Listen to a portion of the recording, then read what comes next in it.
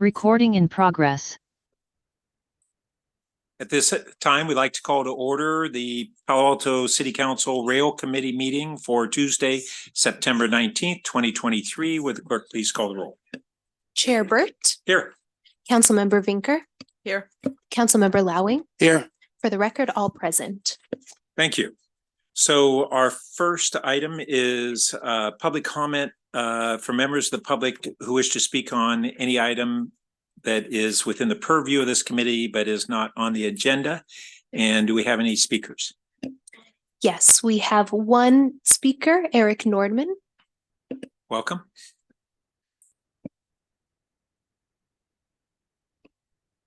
Good afternoon. I'll keep this brief. Last meeting, I talked about the importance of understanding what the actual travel time is and what the number of property acquisitions really are. And since I don't think it would take much staff time to figure this out, and I'd like you to ask them to do that so that you can be properly informed. Thank you.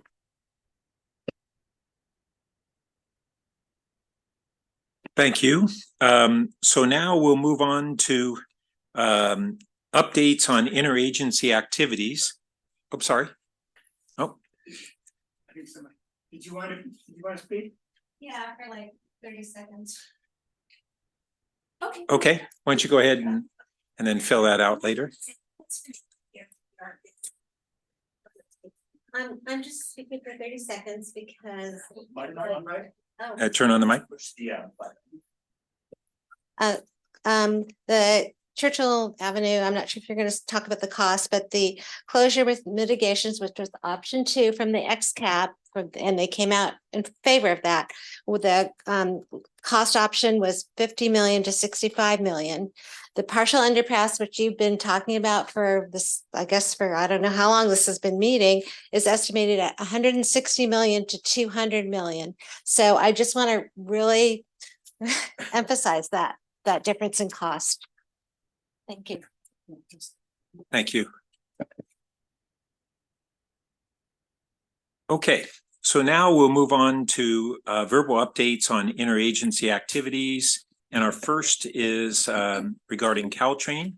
And Philip, did you have any updates? Yeah, so just noting we don't have staff from Caltrain or VTA here today, but I'll be providing a staff update on everything that I have updates on. So just to start, I have let me mute the sound of my computer here. I have the Caltrain electrification process. I thought I muted. Which is in the final phase of electrification. They're testing the new train set, and the new revenue service is expected to begin in fall of 2024.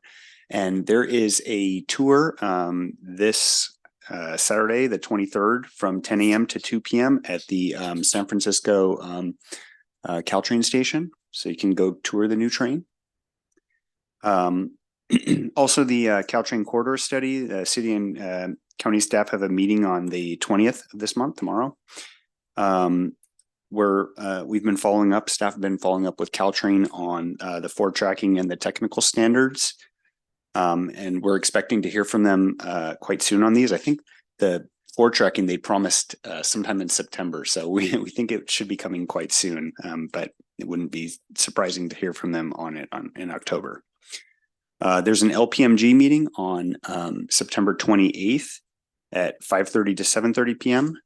And there's also the VTA ad hoc meeting on the 28th, I believe. Is it the same date? I think that's correct. No, it's not. It's the 29th. It's the following day, the 29th, and that's from 10 to 12 p.m. And can I just make sure people understand? So the LPMG is the local policymaker group. It's this advisory group of one elected official from each city on the Caltrain corridor. And this VTA ad hoc is this grade separation ad hoc committee with representatives from Sunnyvale, Mount View, and Palo Alto. I actually won't be able to attend that, so I'm going to be looking for an alternate on that. Go ahead. Sorry. Yeah, thank you. And I'll be providing an update on the activities that we've been doing recently at that meeting. Thank you. Thanks for providing the the full titles, not just the 4-letter acronyms in this case. The agreement with VTA, we're currently working with them on our existing cooperative agreement to include the Caltrain services for the early review of the conceptual plan and the associated study. It's just kind of internal information, but we're working with them to incorporate that into our cooperative agreement.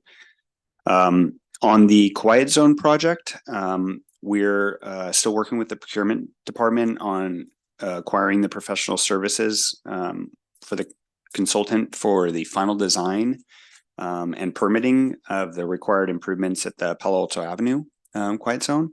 And we're also preparing to issue an RFP for a Quiet Zone study at the other locations in Palo Alto. And we're hoping to have the consultant on board before the end of the year to proceed with this work. And finally, can I ask a question about that? yes, Yeah, well, did you say other quiet zones? Is there more than one additional? yes. So Oh, it would be okay. looking into this a study for quiet zones at the other crossings wherever Okay. there's an at-grade crossing currently. Okay, thanks. And just as a reminder, when we had a previous report on that, the quiet zone at Palo Alto Avenue really requires a minimal adjustment and low cost. Whereas at the other locations, they're much more involved and would be much more expensive. Yeah, probably. That's the purpose of the study. So we'll find out what the study recommends. But yeah, it's assumed that they'll be much more involved.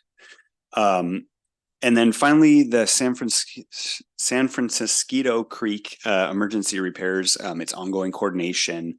Public Works and the Office of Transportation staff are continuing to coordinate with Caltrain staff, and the plans are currently at 100%, and the estimated total project cost is $5.3 million. Caltrain has hired the contractor to perform the restoration work, and it will begin in the next 2 to 4 weeks. And with that, happy to take any other comments, questions. Well, if I just might follow up on 2 other things. One, Philip had mentioned we have this local policymaker group meeting, of which Councilmember Lowing is our city representative, and then I chair it as the Caltrain board representative. And I got we had a pre-meeting this morning and had the topic for this meeting is really the service schedule, or basically the train schedule for a year from now when electrification hits. And we've been waiting on this because ridership remains down. And as a result, the Caltrain had been pre-COVID essentially at peak hour at 5.5 trains an hour at University Avenue. We were one of the stations that had all the trains stopping there. And there needs to be a reduction in that service at peak hour because there's just not the demand. They have to actually go back to the FTA, I think it is, to get an approval because the funding that they had received from the feds for electrification was based upon their previous projection on service levels. But Caltrain is moving toward not only what they can do more efficiently with electrification, but also kind of a different ridership model where it's not so much peak commute. I mean, peak commute still the highest boardings, but they're serving the rest of the day and the weekends. Bottom line is that we got to see the proposal, and I was worried that what we were expecting, which is more trains per hour at Cal Ave and San Antonio, might not come through. And instead, at peak hour, they're going to have 4 trains an hour at University, 3 trains an hour at San Antonio and Cal Ave. And at peak hours, and then throughout the day from 5:30 in the morning until 1 at night, apparently, it's 2 trains an hour.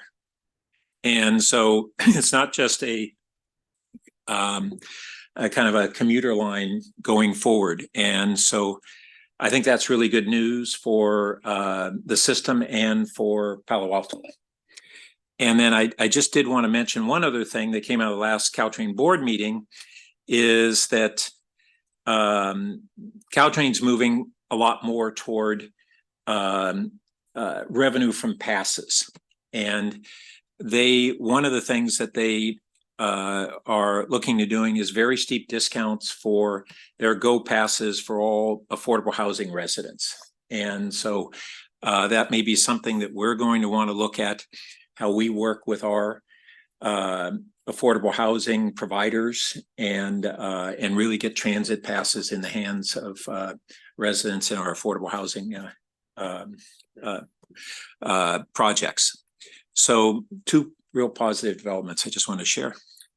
Can I just confirm? Yeah. It sounds terrific. Both things. The 2 trains per hour off peak are also at San Antonio and Cal Ave. Yeah. Wow, Yeah. that's great. And yeah, I just saw an email yesterday from Caltrain promoting passes for like non-commuters, for family passes or 3-day passes if you're part-time work. So it looks like a lot of creativity is happening. It's good. Yeah, that was what I alluded to in the council meeting before this last one, which is they also have a whole new set of kind of different types of passes. So to try and meet people's needs, if you're no longer commuting 5 days a week, what's a pass that suits your need? And they're going to monitor which of these alternative programs works well, and then figure out what their long-term approach is.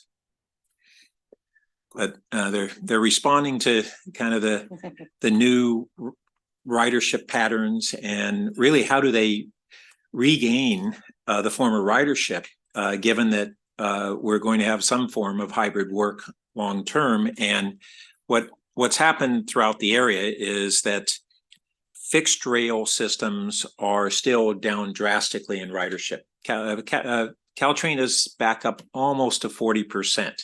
Which is an improvement. But between BART, Caltrain, and even at VTA, we have bus ridership is 90% of pre-pandemic. Light rail is 50%. So all the fixed rail folks that are basically serving office workers as their probably biggest portion of riders are recognizing that not only do we have a near-term, somewhat downturn in the tech economy, but more importantly, just the hybrid work is really influencing that demand. Not to mention that when the freeways are not severely crowded, people who could choose to drive or take a train are still driving. And then there's a certain tipping point at which folks go, no, it's no longer worth it. Congestion's gotten bad. I'm going to get back on the train. Long-term, we're going to have less people going in to work 5 days a week, and not the populated. State Department of Finance is not projecting real significant population growth for our area. And so I've been arguing to both Caltrain and VTA boards that we really need to adopt programs that are going to support ridership really through passes and get people to have mode shift. Because they have a pass, they will then use the service. And we have a living example right before us, Alice, who had shared with me, and I shared with the VTA board, that she said that one of the reasons she tell me if I get this wrong, but one of the reasons she took her position with our city is because Palo Alto provides Caltrain Go passes for all of our workers downtown, and that was a key factor. And so oh yeah, so the other thing that's right, and everybody at the Caltrain board said, wow, that's a great story. And not to mention that that her boyfriend gets off at San Antonio and then rides his bike out to Fabian Way. So it's a perfect model. And I would just say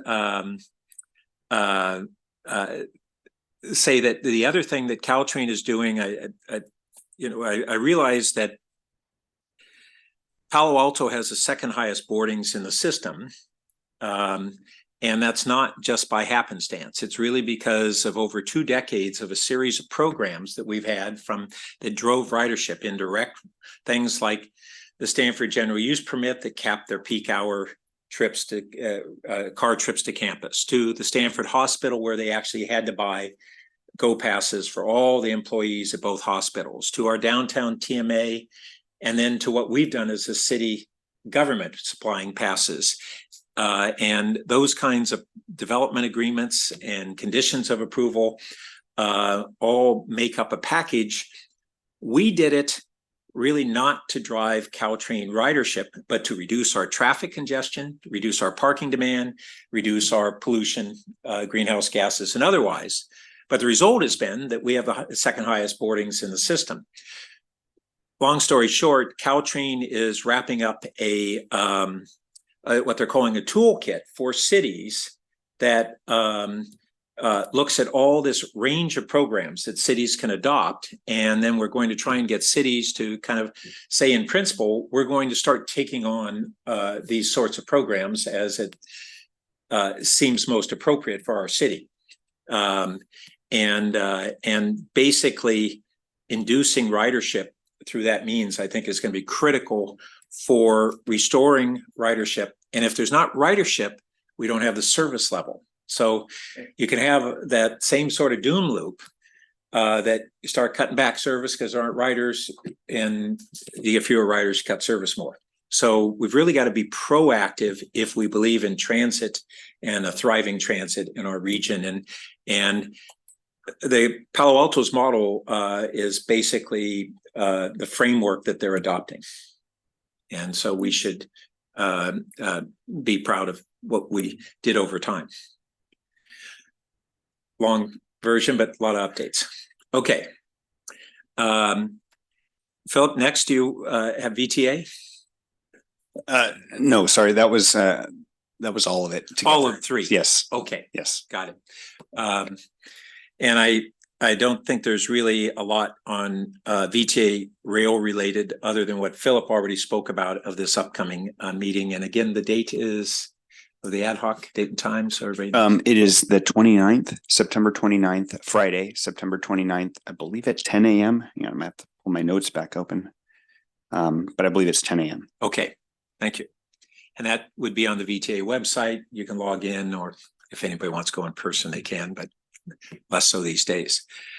All right. Thank you for those updates. And then we have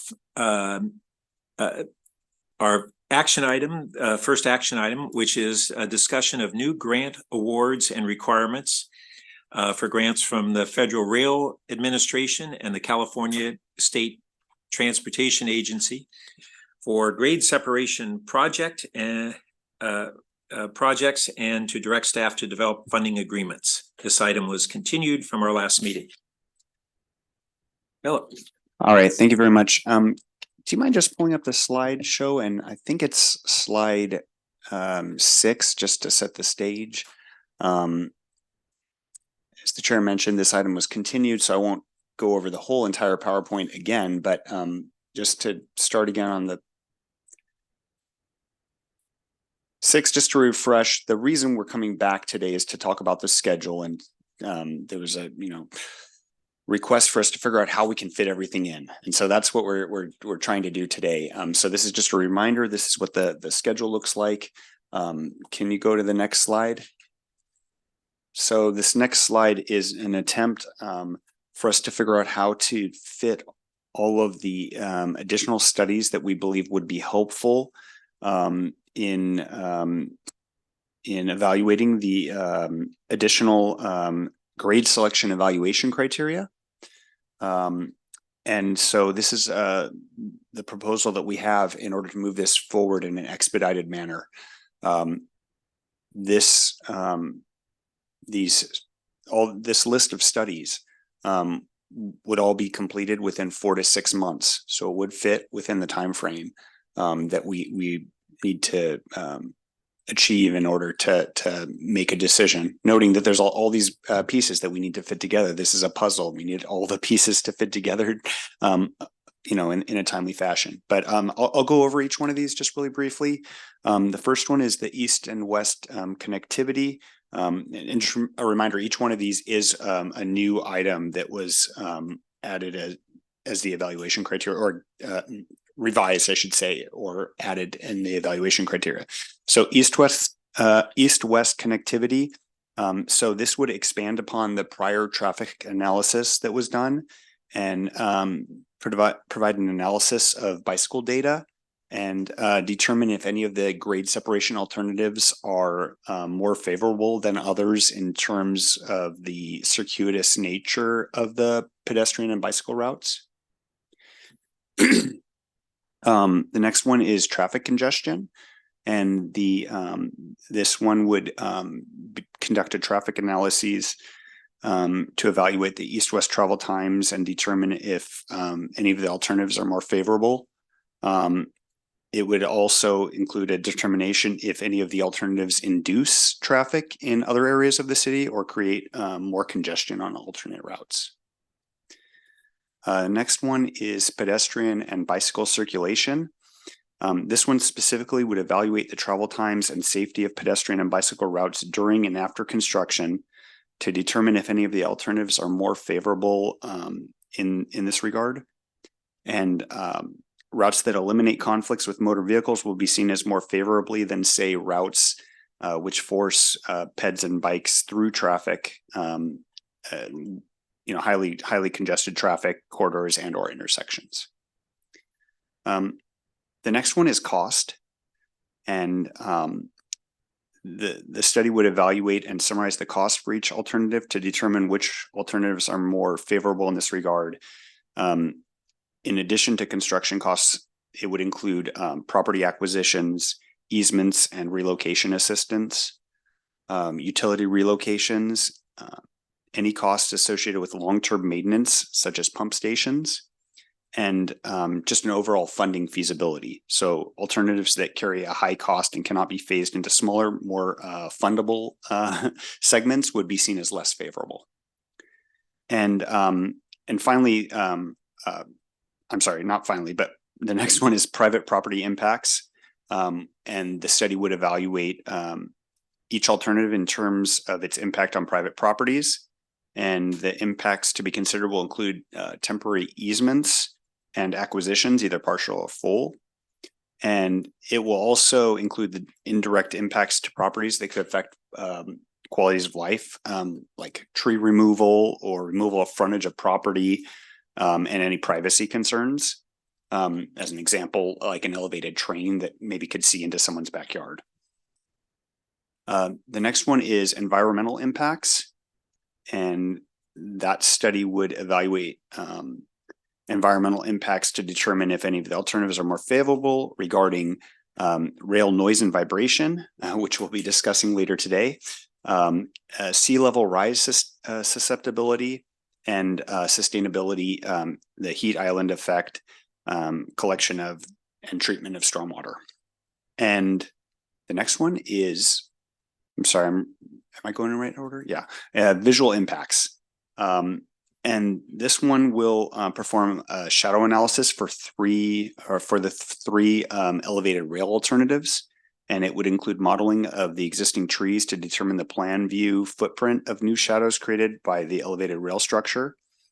And it will also determine if there are any potential mitigation measures for the elevated rail alternatives to reduce privacy concerns of nearby residential properties.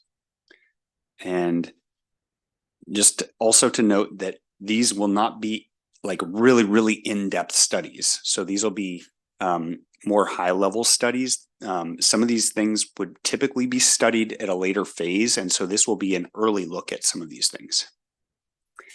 And with that, I'm happy to take any questions. As I mentioned before, we're continuing this item. This is the additional context about how we can fit the studies into the time frame. So with that, happy to turn it back to the committee. And thank you for that. It's brings it back a bit. Yeah, I have a question about the first and third studies, the east-west connectivity and the pedestrian and bicycle circulation. And thanks for describing those, because I had wondered when I looked at the report, in what respect were they distinct? And I think you described that the first one is looking at the like circuitous, the actual path, and the other one is avoiding sort of interaction with cars, to oversimplify it. Is that accurate? Is there any way those can be combined to be studied together, or?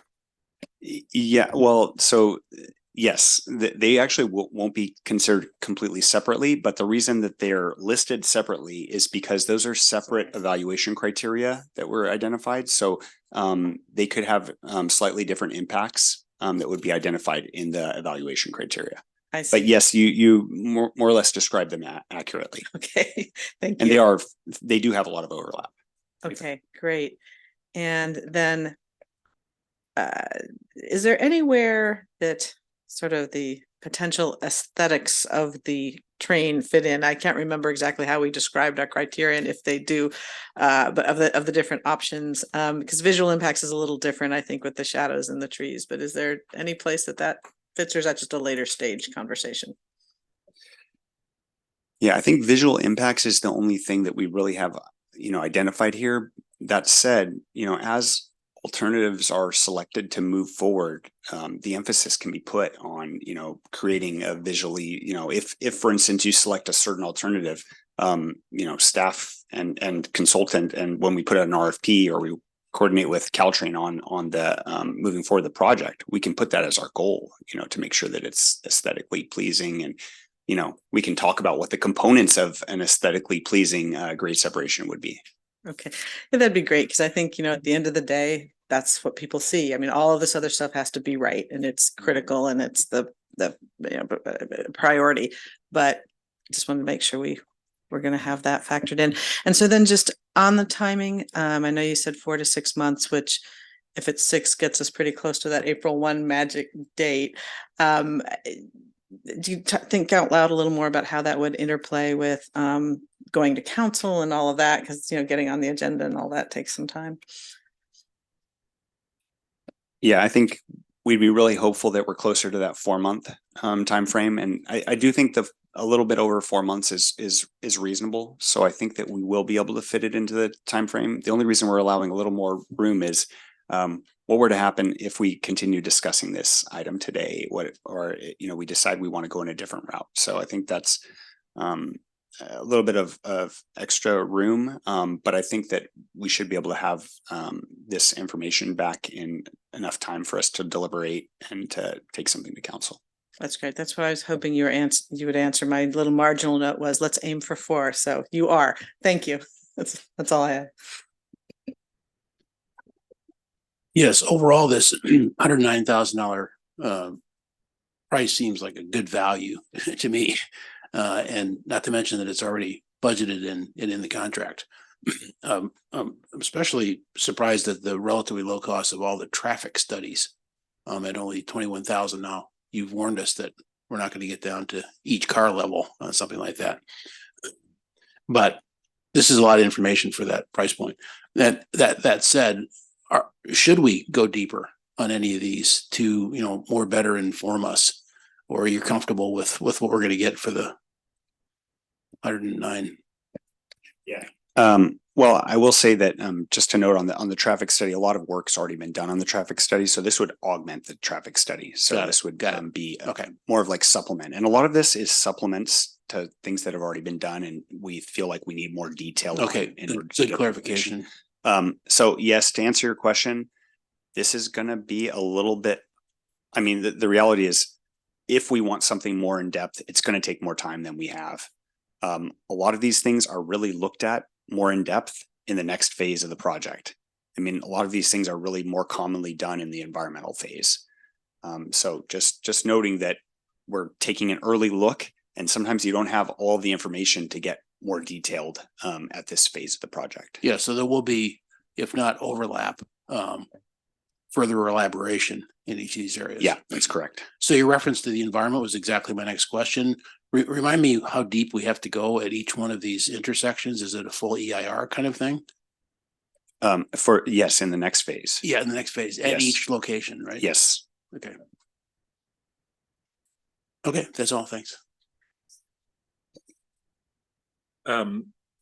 So just following up on Ed's comments on that 409,000, it's hard to kind of envision how much we'll get for what is comparatively a small amount of money for a lot of studies. And I'm trying to anticipate that after so many years where we've been looking at alternatives, we're going to be able to come to a decision with a council that is, you know, 3 of the members have just this year started wading into this, and yet we're going to need to come to a decision within 6 months. That's ambitious. I'm not sanguine about being able to get to that point. But I think what we're really looking at is we would then have a decision point. Is that correct? That if we can't arrive at a decision yet, we would have to look at what we do on the grants. Is that correct? Yeah, that's correct. Yeah, that's okay. And yeah. I'm sorry, just to provide, I think that there was some clarification. The EIR, I think, is potentially statutorily exempt on grade separation projects, if Well, that's true. Sure. but there will be environmental studies that need to be completed in the environmental phase. But not a full EIR? By law. That's correct. So Kyle Ariano, Assistant City Attorney. The CEQA does contain statutory exemptions for grade separation projects specifically. And so those are very useful, for example, in keeping things moving, executing these agreements, grant funding, things along those lines. But of course, when it comes to the final or actual selection of a specific alternative, agencies oftentimes do undertake their own environmental review, even though it's not statutorily required, just to make sure that for their community and for their stakeholders, they're fully informed on that decision. Yeah, thanks for that reminder. So a couple other questions. First, on the traffic, we have this odd circumstance where we had done these prior reports pre-COVID, and we're in a different era. What are we going to? How will we be able to update traffic with the kind of the prior conditions no longer exist? The future is difficult to predict. How are we going to kind of update the traffic reports in some way that'll help us make decisions? I'm just checking to see if I can actually have our consultant come on to this. And I guess related to that, we've talked about there are a couple of tools. There was already streetlight data, and now there's this other one that is, what's it called again? Begins with an R. That I think MTC is using, and others, and they like it even better. And I don't know whether those tools would be part of what we would use at this time, in part because they can give us great information on the current traffic patterns, but I'm not sure how useful that is. Yeah, so the new tool is called Replica. And just to note, we're also going to be piloting using that tool as well. Yeah, so there are a lot more tools available for traffic data than there were just even a year ago. So yeah, there's a lot more information that can be available without going out and sitting and physically counting cars. So I will say that there's a lot more data available now. But given that the number of cars we have today isn't particularly valuable in terms of projecting what our future impacts will be, how do we contend with that?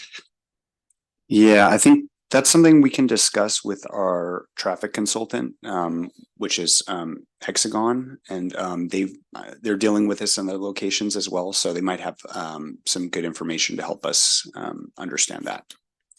Okay. And then on the bicycle and pedestrian issues, we have a lot of, I don't know if it's fair to call them nuances, but a lot of specific design issues that remain to be resolved to really make some of these alternatives work well. And I'm not assuming that we're going to be able to resolve those in this through this set of consulting studies.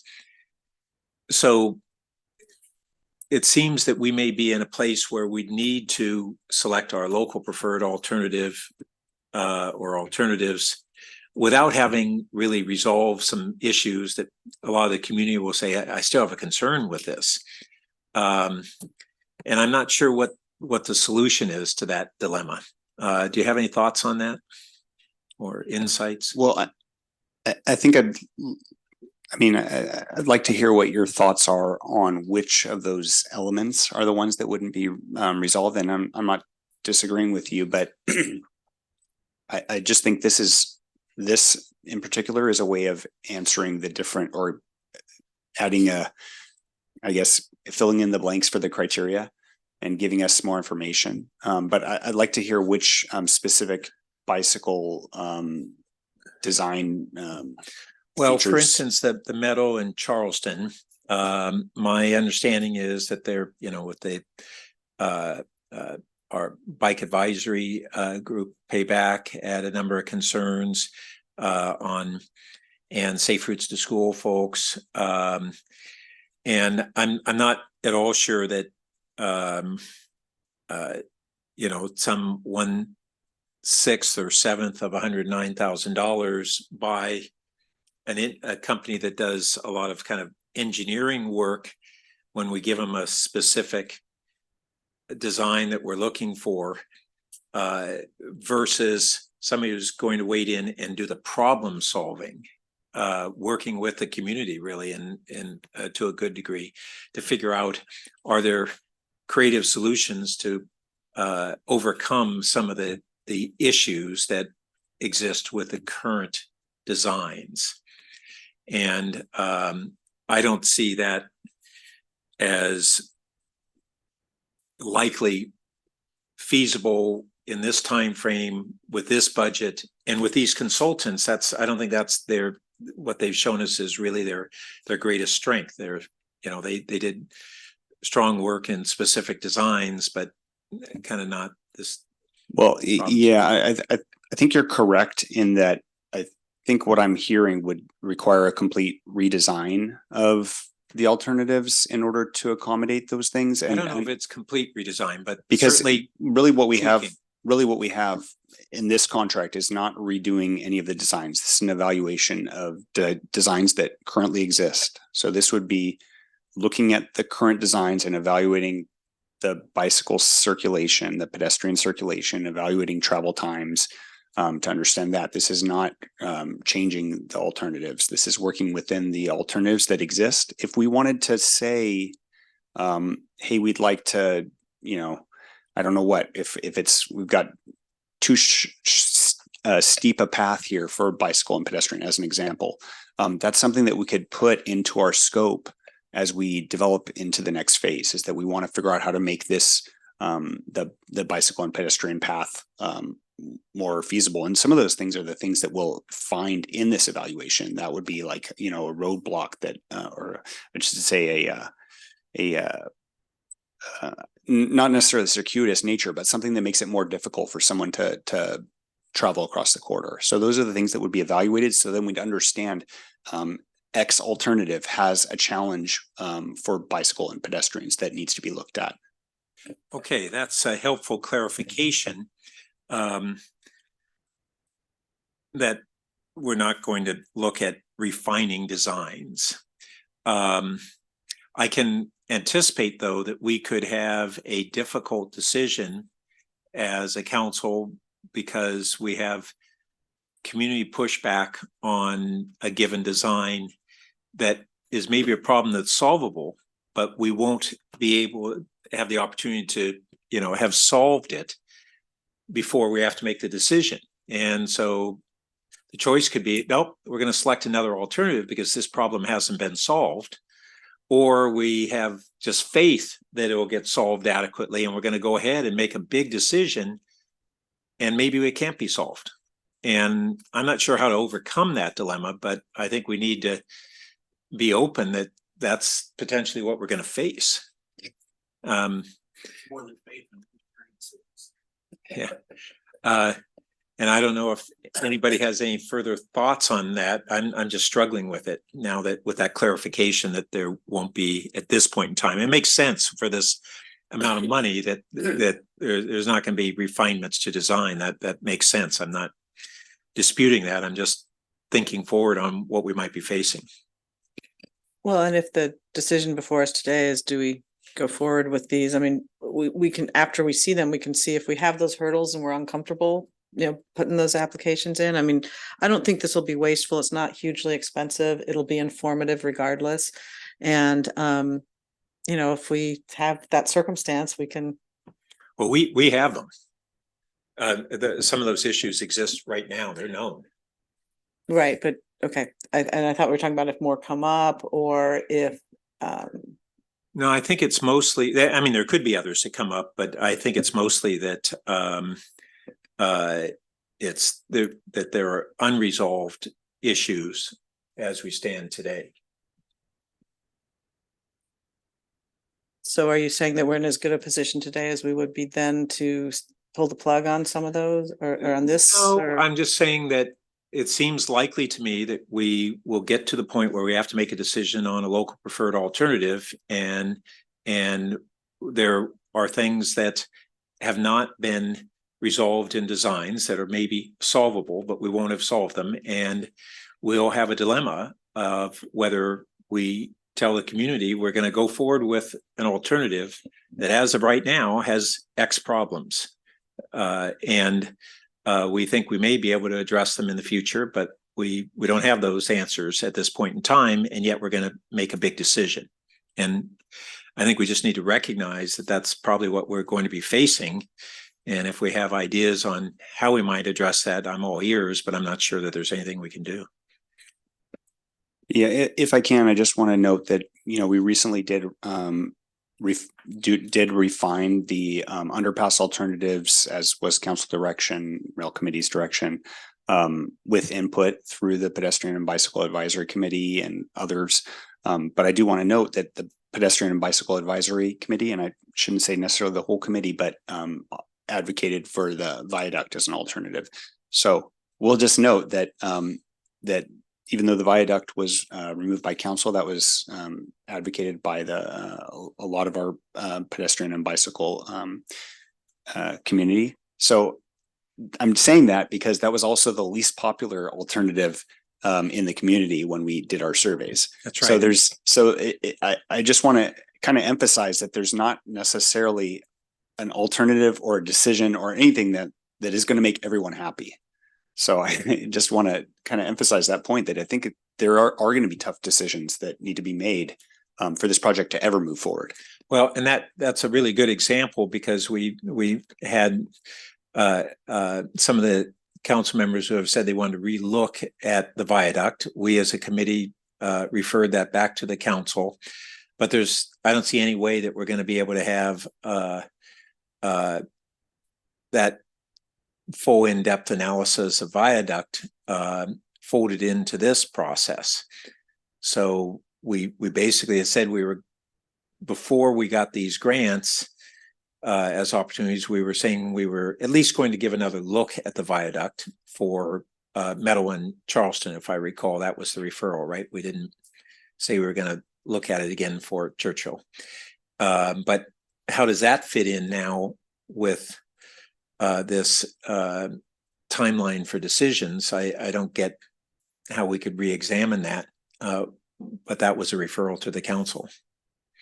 I'm sorry, how we would re-examine the viaduct? Yeah, Yeah, so currently as that stands, Caltrain is going to evaluate that alternative. So I think we'll be getting some feedback from Caltrain if the rail committee decides that they want to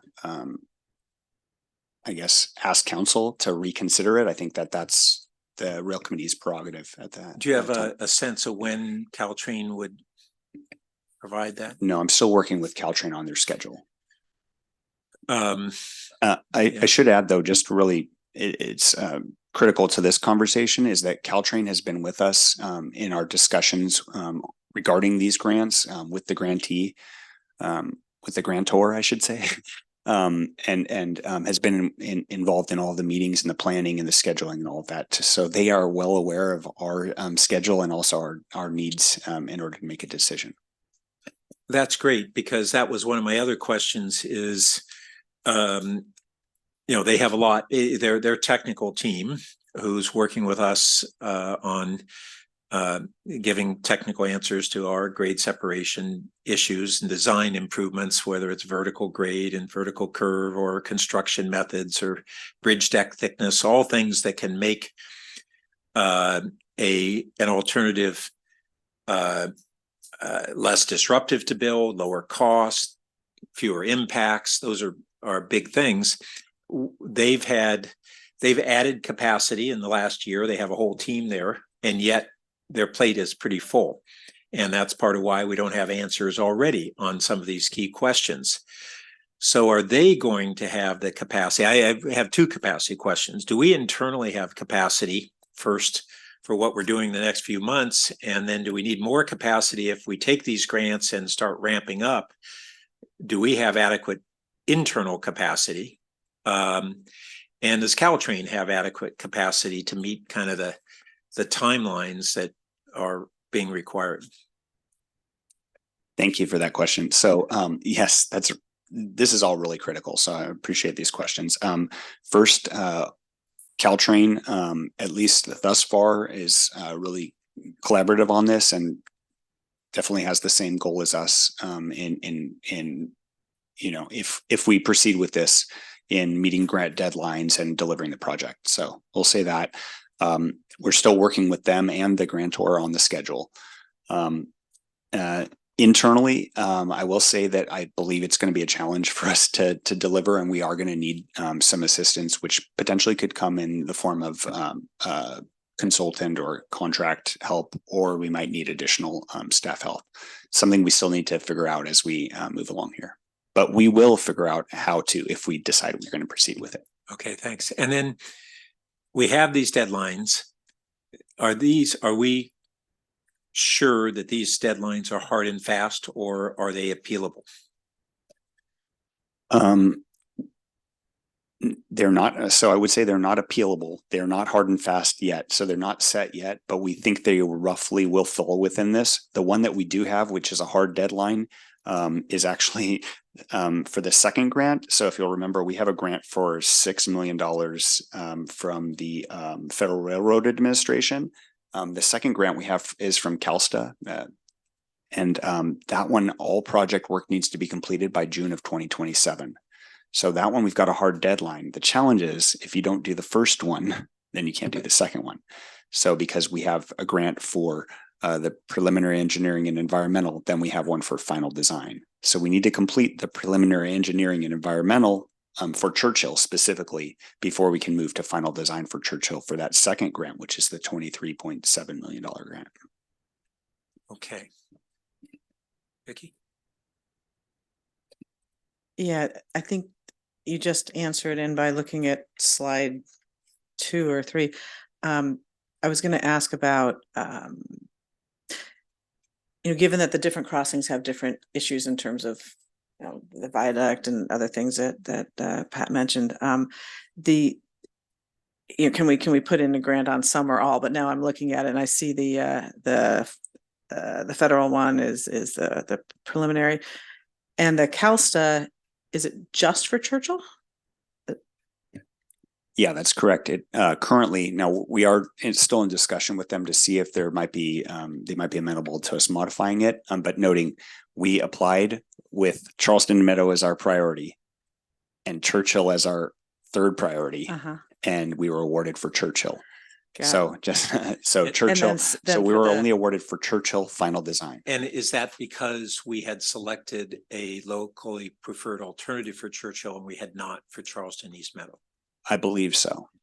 And then for Charleston East Meadow is the one that the Department of Transportation is directed to. So it could be that we come to April and decide we can move forward on some and not on others because of the issues that the chair has identified.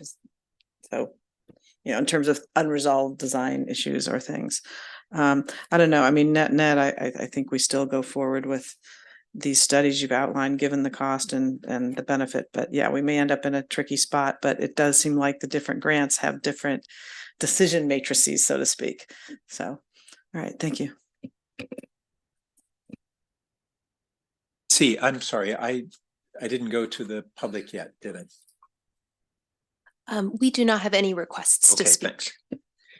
Do we need procedurally to recommend this to council and put it on consent, or because it's the same contract, we don't have to? Yeah, thank you. Actually, we do not, unless there's a concern here. We can do this within our existing contract, so we don't need anything other than just nodding your heads and everybody in agreement that we want to do this. We don't need any formal action in order to do this. This is within our existing. This fits within our existing scope and our existing budget, so we don't need any additional authority to do this. So let's just straw. Oh, yes, I'm Alice. so sorry. We do have a couple of requests to Great. speak now that we Okay, mentioned it. good. All right. Our first request to speak will be Steve Rosenblum. Good afternoon, council members. Steve Rosenblum, resident of Old Palo Alto. Yeah, I think this is a really important discussion. And I think what this last part of it recalls the tenor of the discussion in the last rail committee meeting, which is, are these grants going to force our hand in decision making? And I think that's really an important question, because we don't want to be forced into making a quick decision on a project that's going to have long-lasting effects on the community. And I think your concerns, especially Councilmember Burt, that voiced about the unresolved issues. If we make a decision about these things with unresolved major concerns, we might regret making that decision. So I think I would really caution people, particularly about taking the grant from CALSA, because to me, the decision on Churchill needs to be reopened to the possibility of a viaduct. And I think once the discussion of the viaduct at East Meadow and Charleston is brought to the table, I think it will become clear what the advantages are, and it will make the discussion of a viaduct at Churchill much clearer, especially with regard to connectivity issues. I think also with respect to what Phil has brought up about the studies, I think the study about bicycle and ped access should be broadened to safety in general, maybe adding safety as a part of the title, because I think unauthorized access to the rail bed should be part of the concerns.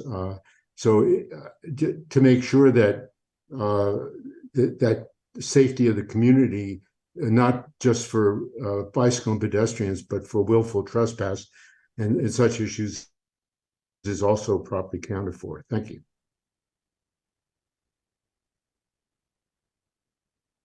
Our next speaker is Winter Dellenbach.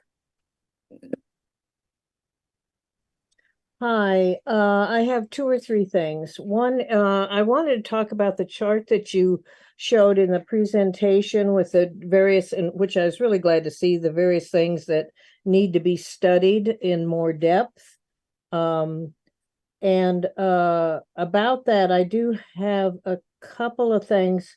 One is that while it would be obviously intermittent, the rail cars have height also.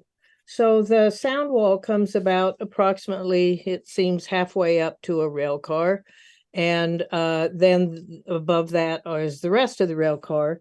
I checked many years ago. I went to every community meeting with the exception of one that concerned Charleston and East Meadow, and participated, and I have all my handouts from them. And I went to a couple Caltrain meetings. So I was pretty, into this before COVID.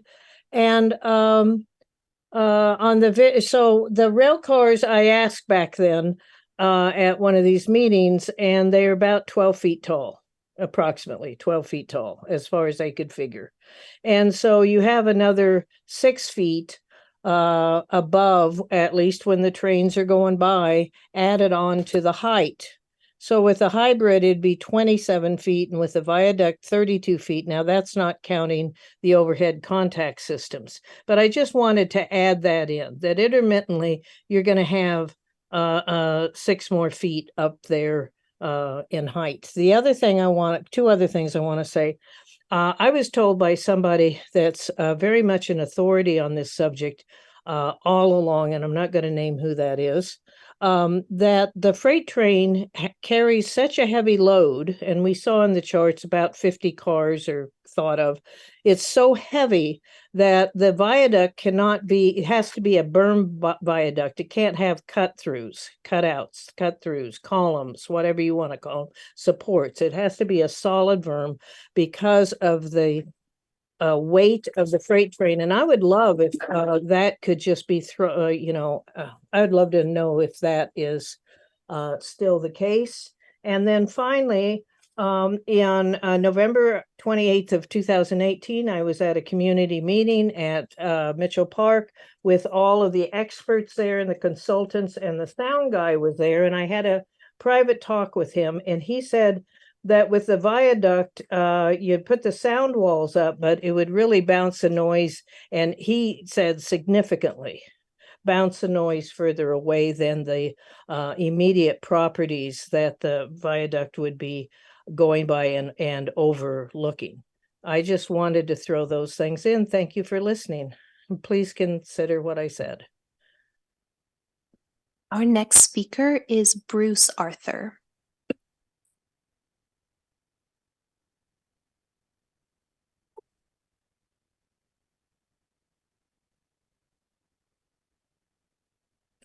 Bruce, you can go ahead and unmute yourself. Oh, thank you.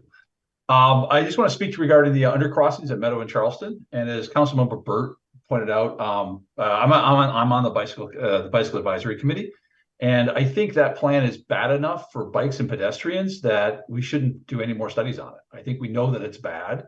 I think that plan can be fixed if we had bike lanes and sidewalks to both sides of Charleston and Meadow.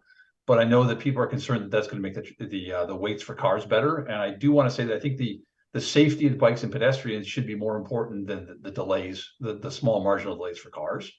So I'm a little reluctant to spend more money studying that plan, since as we already know, there's some serious problems with it. I think it's fixable. I think these things are all fixable, but like charging ahead with this plan is ultimately going to leave us with a result that isn't a viable or isn't a good option. And I don't know why we would do that. So thank you.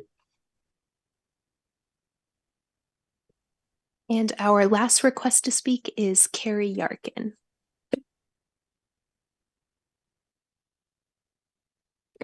Okay, this is another 30 seconds. Okay, in advocating for the Churchill closure plus mitigations, if you subtract the $30 million that you're going to get from the, I guess it's from the federal CalSTA, so you'd have 50 million minus 30 million, $20 million is all that we would be paying. That's the lowest cost, but $20 million is all the city of Palo Alto would have to owe to get that whole intersection grade separated. You've got the bikes, you've got many different things. And I don't know if you're looking at that option 2, which was adopted by city council as the second option if the partial underpass doesn't work. Okay, the partial underpass, so you're looking at $160 million minus 30 million is $130 million. Okay, that difference in cost is $110 million. I don't know, that is a ton of money. when it can be done on basically on the cheap. I mean, it's still $20 million the city has to find somewhere or pay, but that's a big cost differential. Thank you. All right, that concludes our public speakers. Just to share a couple responses that were requested. So one of the things at the last LPMG meeting, we had a really informative presentation on all the basic design alternatives, and the viaduct non-berm, but the viaduct on pillars is established by Caltrain as able to handle both passenger and freight cars. One of the other things I'll just note that came up there, which was different from what we had back 2 years ago when we looked at the hybrid versus what we were calling the viaduct, is the Caltrain made a distinction, said, look, you can do a hybrid, meaning partially elevated on pillars, and you can do a full viaduct on pillars. You can do a berm hybrid. You can do a full elevation berm. The construction method of a berm versus pillars is not linked to whether it is partially elevated, as in a hybrid, or fully elevated, as in what we were calling the viaduct. That's a construction method, and then how high you go and whether you're a hybrid is a separate issue. But both construction methods are doable for both those variations, the hybrid or the what we've been calling the viaduct. So on that note, we're about ready to kind of straw poll. Are we supportive of staff going forward with the proposal that they have here, which, as Philip pointed out, does not actually require any official action, but good. Yes. Good. 3 heads nodding. Okay, that's very good. And so that concludes item number 1. Our next item is a study session on a discussion of the noise and vibration comparative analysis report going back to July. It was done in July 2020. And what we want to do was revisit that and look at that. And Philip, was this really also in the context of some of the concerns that were raised at the time over assumptions of noise and vibration impacts of viaducts? Yes, that's correct. And also I just want to note that we have our consultant Paul Burge on the line, as well as Peter DiStefano, but I believe Paul Burge will be making this presentation. Great. Hello, can you hear me? Yes, we can, Paul. Welcome.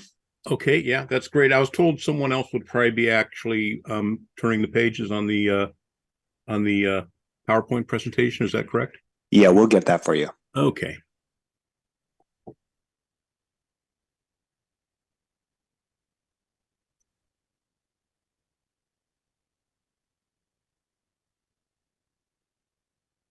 Just You one mean moment. comments? You mean comments? Yeah. Probably the chair wants to do the staff presentation first. Yeah.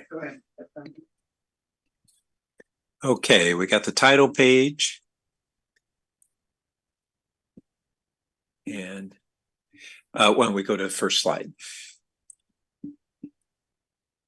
Okay, Paul, you can just tell us when you want to move to the next Okay. slide, and we'll do so. All right, sure.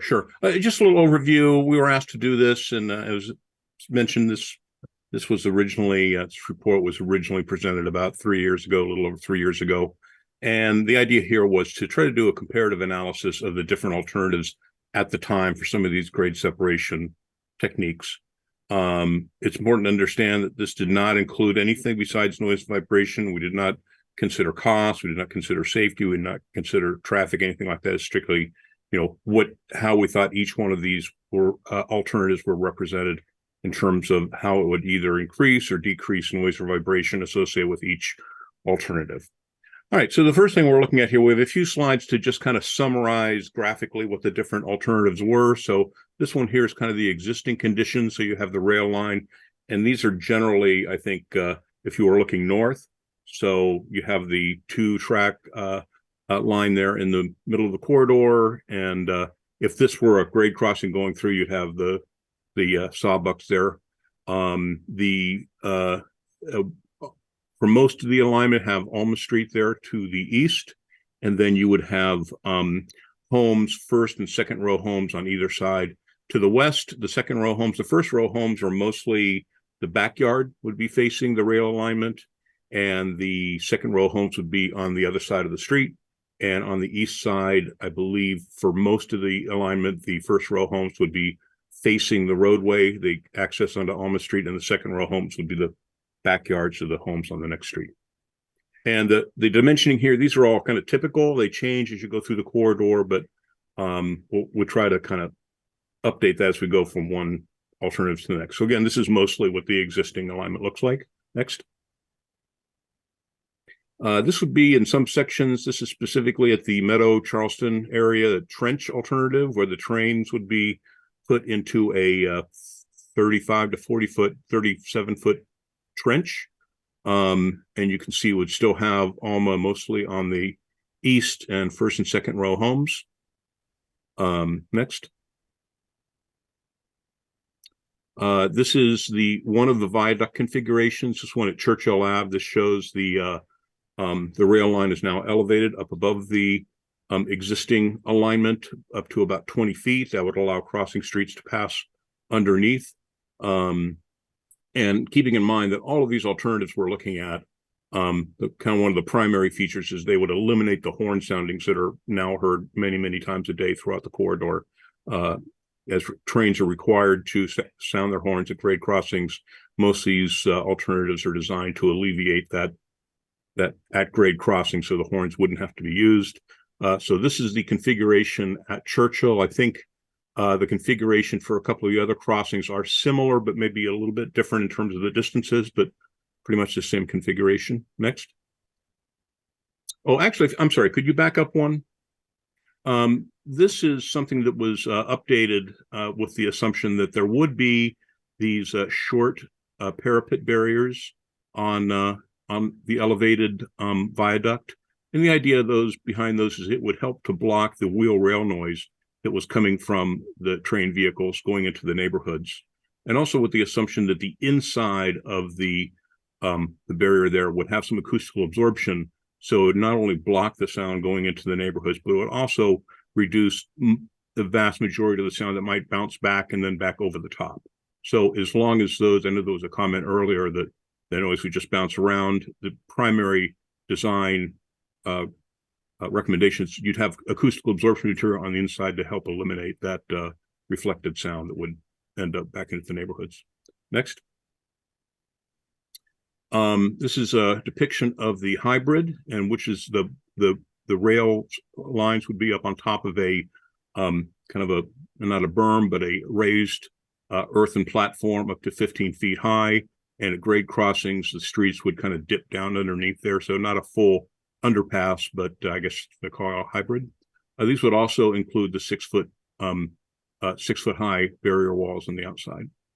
And this is the view at Meadow and Charleston, keeping in mind that not every one of these alternatives would be used at every one of the grade crossings. So the results we'll be looking at later will be representative of the noise reduction for homes in the area of those specific separation alternatives. Next. Here is the underpass at Churchill. So this one would have you'd be converting to the new rail line, and then you'd have an underpass that would primarily eliminate the need for the horn sounding for the most part. Next. And then you have a underpass for Meadow and Charleston, and they're configured a little bit differently because they were at the previous one at Churchill, they would connect up to a part of the Alma Street that would dip down to where the underpass is. This one would be a full underpass that would go all the way and meet up with the road later on. Similar, but just a little bit different in terms of where they come up out of the underpass. Next. Okay, so when the whole idea of the study is we were trying to predict what the difference would be in the sound levels with each one of these different alternatives. And these are just the set of assumptions we used in our model. They had to do with the speed for, we were assuming the freight trains would still be at about 50 miles an hour. Passenger trains would be more like 80.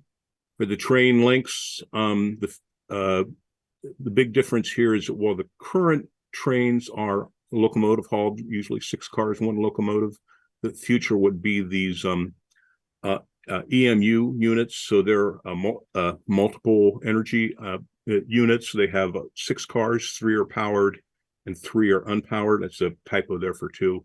3 plus 3 equals 6. So there'd be 3 powered, 3 unpowered. The freights would remain typically 2 locomotives and 50 cars. We also had assumptions as far as the number of daily trains. Current is 60, supposed to be 60 day plus 12 at night. Future would be increased to 99 during the day and 15 at night. And then both of them would have about 3 freight trains at night.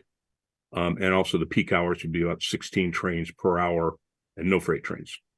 And then we had assumptions for the peak amount of road traffic, because when we calculated the noise levels, we considered both the rail noise and the roadway noise, primarily for Alma Street.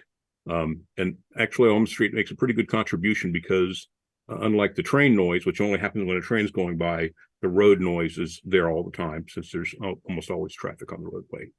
And then we had a few assumptions as far as the attenuation for different aspects of the proposal, how many decibel reduction we'd be expecting to getting from first row homes relative to second row homes, what we're getting from the parapet barrier, what we'll be getting from trench sections and tunnel sections, ground type, and also that we're generally ignoring the backyard fences where they exist because there's a lot of variation there. And most of the fences in the area are wooden fences that don't provide much noise reduction anyway. So these are just the assumptions we used in the model. Next. This table just kind of indicates, in the report, we went into a little bit of detail explaining what the different noise sources are in the vicinity of the rail line.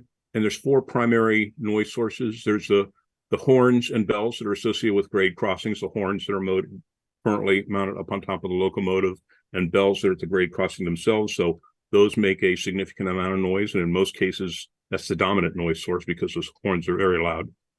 Wheel rail noise, that's the interaction of the steel wheels on the steel rail, which produces noise. Engine noise, which is associated with locomotives, not so much for the EMU cars because their motors are lower and distributed across several cars.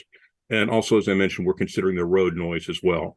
So if you look at the different alternatives here, existing switch to EMU trains from the current locomotives, roadway grade crossing closure in one area, trench, viaduct, hybrid, tunnel, both passenger plus freight, and the different alternatives have the freight remain above ground, and underpass. And this just accounts for example, for the EMU trains. They're going to help reduce the engine noise because they don't have a locomotive. They have these distributed electric motors, which are much quieter. But that wouldn't have anything, that would not affect the horns or the wheel rail noise or the road noise. Those will all remain the same. But if you look at, for example, the hybrid, that would eliminate grade crossing. So it would eliminate the horn sounding. It would have those parapet walls, which would help reduce the wheel rail noise. It, again, has the same electric motors as the EMU, so it would reduce the engine noise. And in most cases, because the hybrid includes a solid fill and material there, it would reduce road noise in some locations. So clearly some of the alternatives may have no change in any of these, and some would change 2 or 3 or maybe even all 4 of them. Next. Just real quickly about the metrics used in some of the tables here. We display the predicted levels for peak hour, and that would be averaged over the hour that has the most train activity during that hour. And then another metric, which is what FTA and FRA actually use to assess impacts, is what's called the day-night noise level. And that's really an average of the noise over 24 hours with a penalty thrown in, a 10 dB penalty for noise that happens at night, since people tend to be more sensitive to noise between 10 p.m. and 7 a.m. And for the tables we're going to present, we present results for first row and second row homes on both the west side and the east side. And those are very generalized. We didn't do it on a per property basis, but we try to generalize according to whether they're first, second row, and on which side. And they generally vary between the west side and the east side, because on the west side, the train is generally closer, and on the east side, the road is closer. And again, the road produces noise all day long, every hour of the day. And the other side, the train noise is a little bit more sporadic. So there's a difference between east side and west side. Next. All right, so here's our analysis here. So what we're showing is we're showing all the different kind of alternatives, which are from existing with horns for the diesel trains and with existing with horns for the new EMU trains. Now, there's not a lot of difference here. That's not because the EMU trains are not quieter, they are, but the big difference is that you're still sounding the horns here, and the horns are the dominant source when they're used. But once you close the, get away from there, there's a bigger difference between diesel and EMU trains when you take away the horn sounding. Then we have predicted noise levels for the viaduct at the Churchill crossing and the viaduct for the Meadow and Christian crossing. And again, these are just the raw numbers. And for each one of these 4 positions, we have the number for the peak hour and for the day-night noise level. For trench, for the transition between a trench and a tunnel, a passenger tunnel and freight tunnel, there's actually 2 different tunnel alternatives. One have both the passenger train and the freight in the tunnel, and one of them has just the passenger in the tunnel, and the freight still operates above ground. Then we have 2 actually it looks like 4 underpass alternatives, one for underpass at Meadow Charleston, one for the underpass at there with a barrier, with a wayside barrier, one underground at at Churchill, and one at Churchill with a wayside barrier.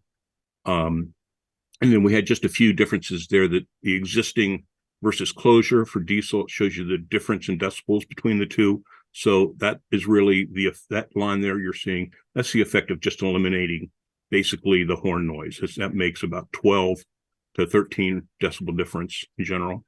Existing versus closure for the EMU, it's a little bit better, but not a lot, because it's really all about the horns when you're near a grade crossing.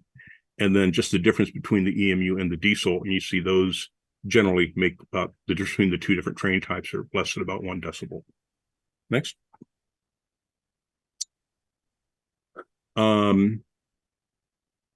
So this is the relative difference. The slide before was the actual noise level.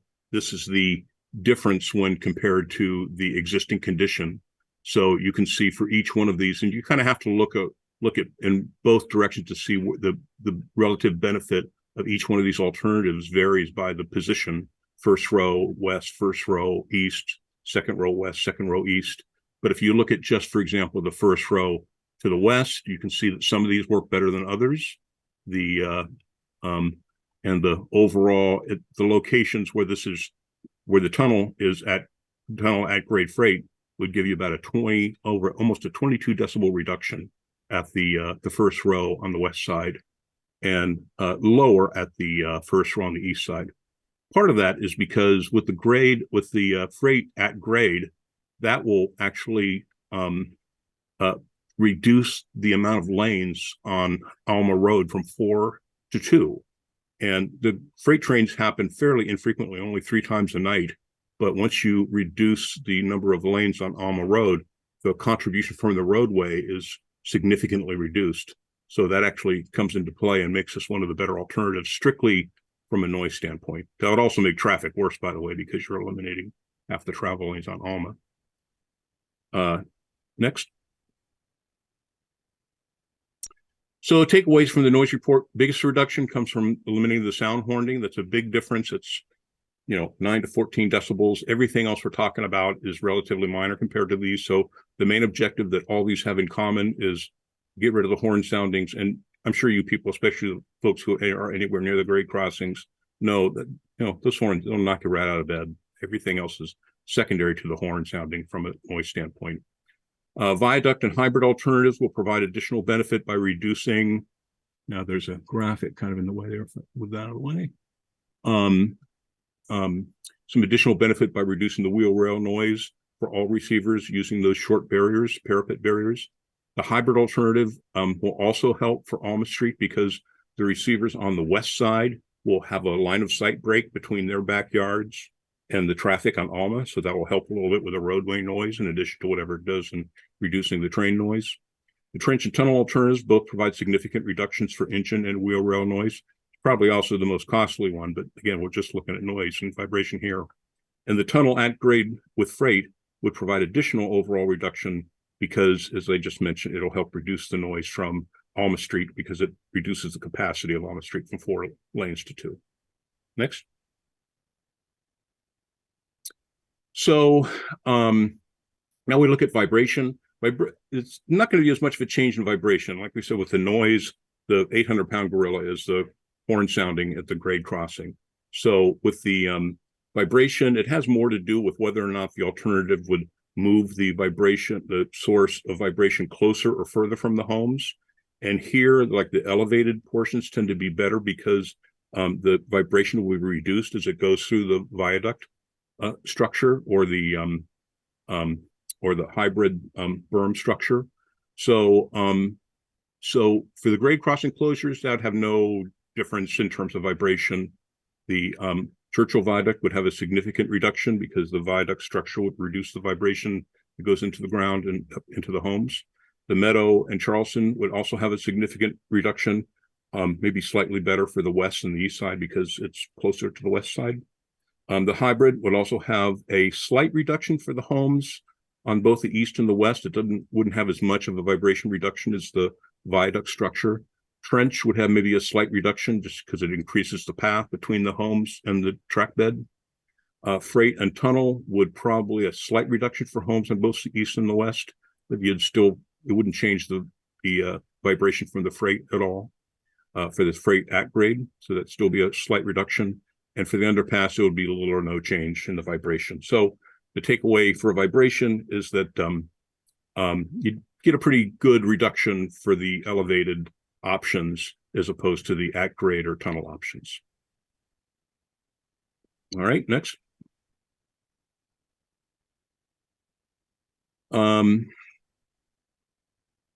This is just a little background on vibration. There's two things that vibration can typically do with elevated vibration. If they're very high, they could potentially cause some damage to structures, but they have to be really, really high to do that. And even then, most of the damage you're talking about would be like cracking of plaster occasionally. And if you don't already have that going on, I don't think anything going on here would increase it. At a lower level than that, you may be feel the vibration and be annoyed by the vibration. And I would guess that some people who are on the first row, especially on the west side, probably already feel the trains as they're going by. So I don't think any of the alternatives here would make it any worse, but some of them would help reduce it. Again, in particular, the ones that had the elevated structures. Next. So the takeaways that we had here is the viaduct and hybrid alternatives would provide some additional benefits in terms of reducing some of the wheel rail noise. Most of the proposed alternatives would either create no significant change or perhaps a slight improvement in vibration. Viaduct alternatives may produce a significant improvement in terms of vibration in those areas. And only the tunnel at freight alternative would likely increase any of the vibration levels slightly for the homes to the east, where you still have a few nighttime freight trains. Next.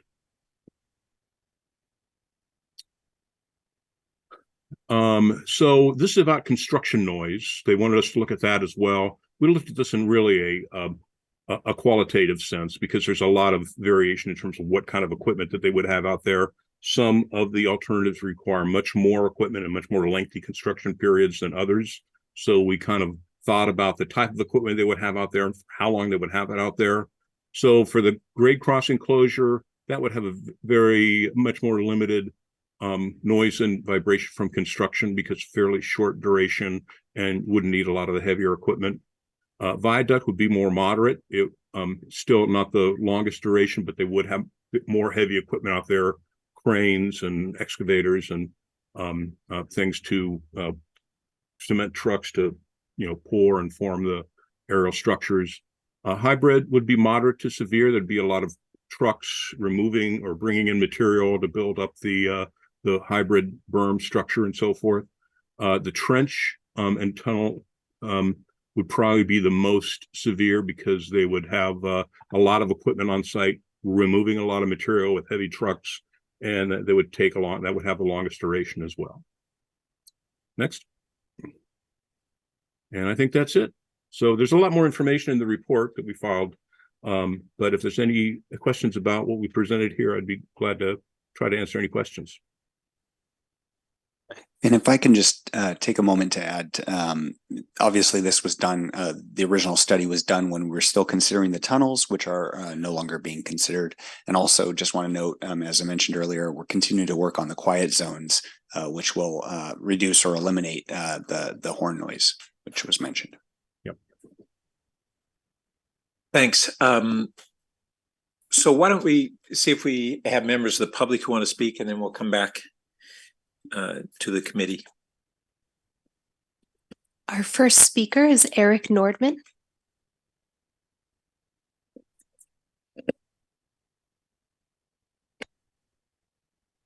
Good afternoon. My name is Eric Nordman, and I had a few comments on the noise study. The noise study focused on the average noise. Well, this is important. Equally important is the peak noise that wakes the baby or otherwise disrupts people's lives. With horns and diesel engines removed, the main train noise will be from the wheels. According to the study, parapet sound walls can reduce this noise by 12 decibels. While parapets exist in the hybrid and the viaduct, they are not currently included in the underpass option, but could be. I found it interesting that despite a common perception, the underpass is the worst of the three viable options. In addition to the parapets, the solid embankments of the hybrid blocks road noise, and the viaduct mass reduces ground vibration and it's also shifted eastward. Thank you.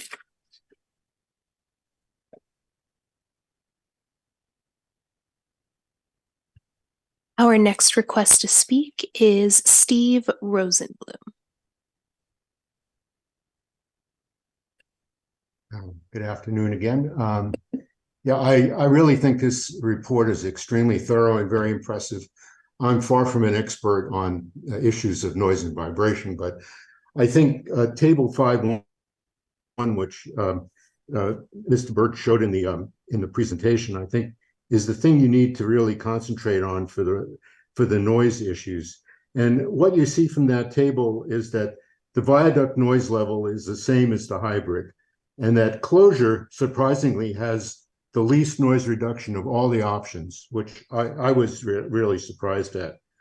But the third thing I thought was counterintuitive until Mr. Burge explained it was that the tunnel at grade with freight was the best, and that's because of traffic congestion on Alma by reducing the number of lanes from 4 to 2, which seems to me not a sensible kind of idea for noise reduction. I mean, if we got rid of traffic on Alma completely, that would be a great noise solution, right? But it doesn't make any sense. Finally, I think the construction noise also, I think, was very interesting, that the viaduct has the lowest construction noise and the shortest construction time.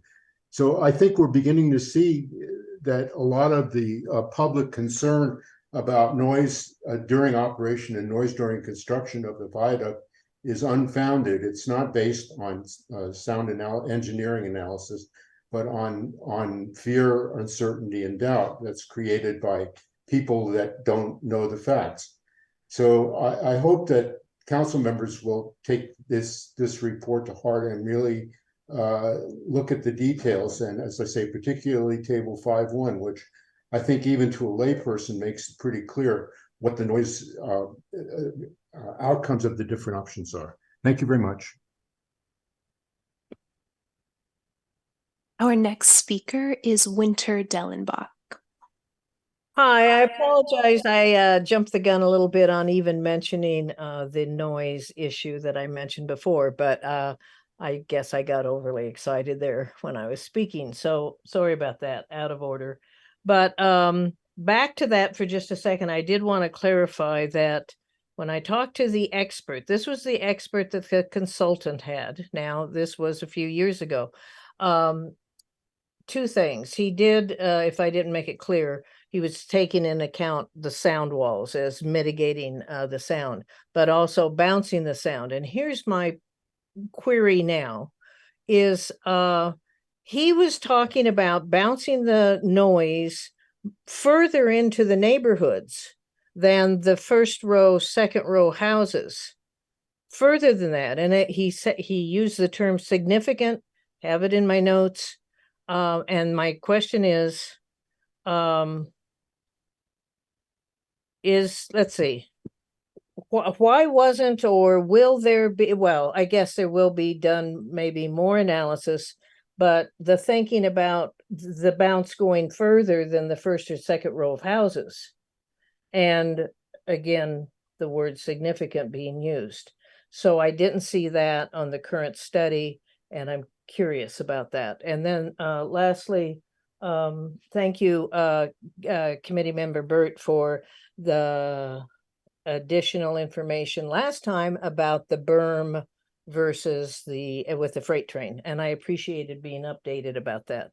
So anyway, how much further away would this sound bounce and how significant is it? That's it. Thank you. Okay, thank you. And we'll now come back to the committee for questions and comments. Vicki? Thank you. And thank you for bringing this report back and explaining to us. It's very illuminating and helpful. And I particularly appreciate the diagrams and the slides, very helpful. A couple of questions. The first, I want to thank Mr. Nordman for his public comment, because that was exactly what I'd written down in my notes here was, we're talking about single hour averages and 24-hour averages, but I too am interested in peak noise. And I'm just wondering if there are, I assume nobody likes a particularly loud jarring horn or wheel noise, but are there particular levels above which we think that it is unacceptable, and do any of these reach that? Is that something that Mr. Burge could address?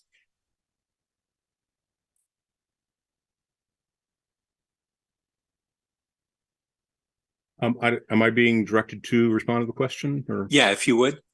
Okay, so I think the question is there a level that would be considered kind of like a red light level that you really just never want to cross over? The reality is that people's response to noise is varies a lot. I mean, you have people who live next door to each other, and I've encountered this many times just doing noise surveys. And some people will say, "Oh, that noise is horrible. I can't sleep. I can't think. I think I'm killing myself. It's the most horrible thing ever." And you go to the guy next door and says, "Oh, I kind of like it." So people's reaction to noise is very hard to calibrate in general terms. I would agree that probably the most jarring, if you were to use the word jarring, portion of your current experience probably has to do with the horns, especially if you live within a quarter mile of those grade crossings where the trains are required to sound their horns. You're maybe sitting at the table and enjoying a nice cup of tea or something like that, and the train just immediately outside of your backyard plays on that horn. Don't blame the engineer. It's a federal law that he has to do it, but yeah, that can knock you right out of your chair or right out of bed. So I would say that even though there's no single recognized limit that they're not supposed to cross, in fact, they're following the law by sounding the horn, but eliminating the need to sound those horns would be the first, second, and third most important thing in terms of reducing the noise in your community. No matter what they do, aside from a tunnel, you're always going to hear when the trains go by. But if you eliminate those, if you do something to eliminate the horn soundings, one of these alternatives, or getting the FRA to buy into a quiet zone or something else, that is by far the best thing that you can do. That would cut down the perceivable noise by a factor of 4, probably. So that would be the biggest thing that you'd notice. All the rest of this stuff, you're talking about, plus or minus a couple dB here or there. But the 800-pound gorilla is getting rid of those horn soundings, especially for people who live near the grade crossings. I hope that helped with your question. That's very helpful. But I think perhaps another way to ask it or to delve more deeply into the peak noise issue is you just mentioned that it's the horn noise by far is the most. It would be interesting though, because for ones for which that's a constant, to know what proportion is it, the 90%, is it 50%? In other words, so relative one to another, what the different peak noises are, because for ones that still have the train horn or for ones that don't, it's going to be that other Right. components of the noise that would make a difference. And I'm, if it's completely negligible, option to option, that would be nice to know. And if it's not, that would be nice to know. Well, I want to clarify in those tables that show both the LDN, which is the 24-hour average with a nighttime penalty, as opposed to the peak hour. That's the average noise over the hour that has the most train activity. It's not the peak second of a train pass by or anything like that. I understand that. That's why I'm asking the question. So are you saying we're missing by not including the kind of the instantaneous peak?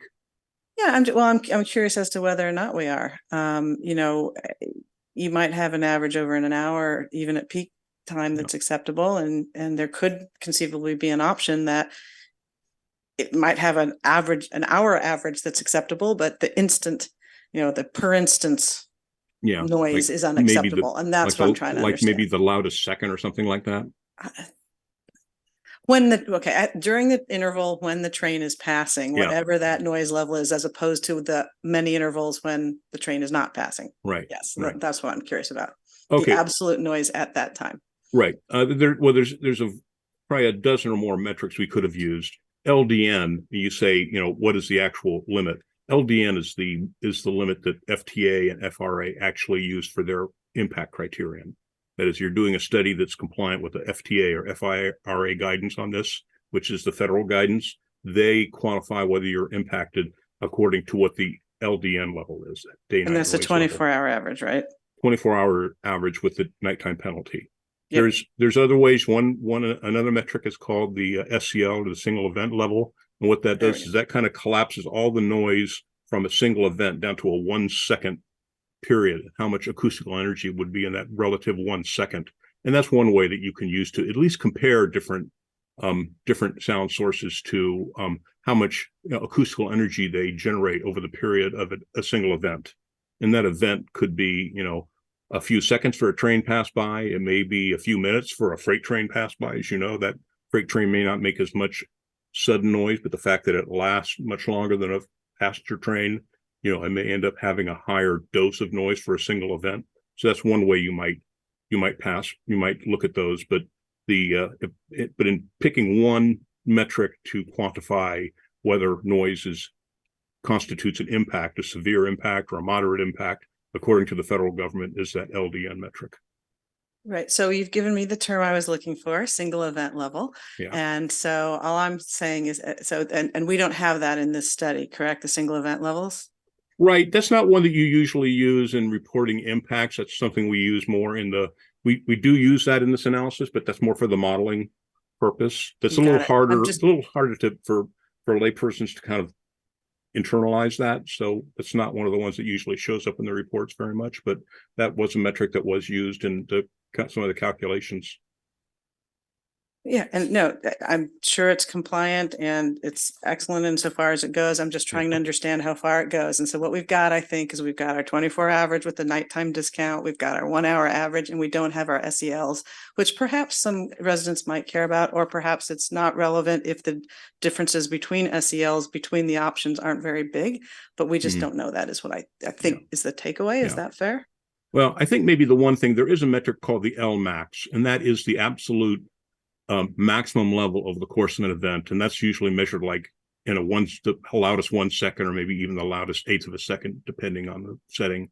You might look at that, but that discounts how long it lasts. You might say, look at two events. So this one has a LMAX of 100 dB, and this one has an LMAX of 90 dB. Obviously, the LMAX of 100 dB is louder. Well, maybe it lasts a second, and the one that's 90 dB lasts for an entire hour. So that's a very narrow slice of describing the noise associated with a particular event. It just looks at the loudest individual peak and ignores the duration.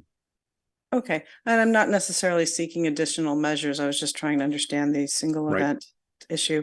And then my other question is, this was done 3 years ago. Are there any reasons that any of this would change? A couple that I could think of is perhaps the sound insulation on the parapet technology has changed. Chair Burt just mentioned that perhaps with the hybrid, it could be not a berm, you know, things like that. Are there any things that if we were to do it today might look a little different? Well, if any of the assumptions that we use, and one of the slide does go over the assumptions, and the report goes into over more detail, and we assume train speeds and number of trains and you know, the expected noise reduction for things like parapet walls and the tunnel trench structures and so forth. If there was any major changes in any of the design or operations information that we use in our assumptions, including the traffic on Alma, because, and I wanted to reinforce it, the traffic on Alma counts because that is happening all the time. The train noise only happens when there's a train there, which is, you know, up to maybe just 16 times per hour. There's traffic from Alma every minute of every hour. So in the LDN, that adds up and it has an effect. So the answer to your question is, if anything significant has changed in what that will affect our assumptions, it might change the results of the study somewhat. Sure. I think maybe the question would have been better put to Director Kami, because I guess that's what I'm wondering. Are there anything you're aware of that would make this not perhaps as current as we do? Yeah, thank you. I think the things that would have changed would be kind of consistent across all of the different alternatives that we mentioned. Okay. Different levels of trains occurring would, you know, have an impact.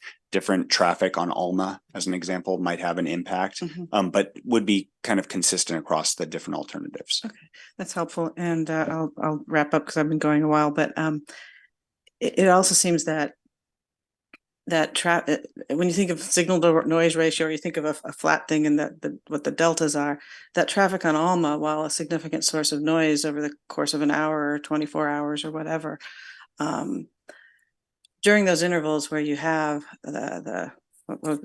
those SELs, the events, I mean, that is there. I mean, what we control is the train noise, and I don't think we have a separate measure of just the train noise, right? This all incorporates the traffic. And I realize the traffic's a little different depending on the different choices and where it goes, and, you know, if we have the street closure versus others, but it seems like there's going to be some steady, constant traffic that factors significantly into the noise level, and yet that's not really what we're changing by these decisions. Do you grasp what I'm not articulating it very well, but yeah, so that's largely correct. The roadway noise is going to be there. We're not necessarily making plans to change the roadway noise. So my fear is that it would mask or dwarf or somehow diminish the distinctions between the noise levels of the different train alternatives. That's my concern. Yeah, but I was going to say there is an exception to that. I believe that some of the alternatives, like the hybrid, does actually reduce some of the roadway noise. So just mentioning that I think the hybrid, potentially the underpass, the underpass as well, reduces some of that roadway noise. So there are some alternatives that impact the roadway noise, but that's why they're kind of considered separately. Yeah. Okay. All right. Thank you. Ed? Yeah, that's all very, very helpful. And while I was reading the reports and listening to the presentation, my kind of guidance was, you know, how will we weight this in the decision on the preferred alternative? But almost more importantly, how are we going to weight this in terms of how we explain to all the residents, you know, what's important and what's not, because everyone hates noise. We know that. And we could see that in a variety of areas, somebody could say it's really too noisy here. And I would expect that from pretty much everywhere. But what I'm learning in spades, that it's at least 4x of the problem is the horns.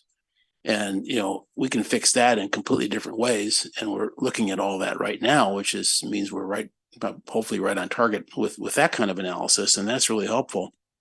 I also really appreciated the comment that in this context, I wasn't considering, but it's true, where everybody's perception of noise is different. I live by the community center relatively near Chair Burt, and I hear the horn at night. And I get up in the morning, I say, God, I couldn't sleep. Could you imagine that? Could you hear that horn all night? And my wife goes, no, I didn't hear a thing. Ditto the garbage trucks that are outside the front door on Mondays, and I'm sticking in earplugs and she has the window open. So that's really actually instructive, I think, is that when we get various comments from people, if it's too noisy, the spouse in the same house might have a different perspective. So I just really hadn't sort of calculate that in my own evaluation here as we look at this going forward.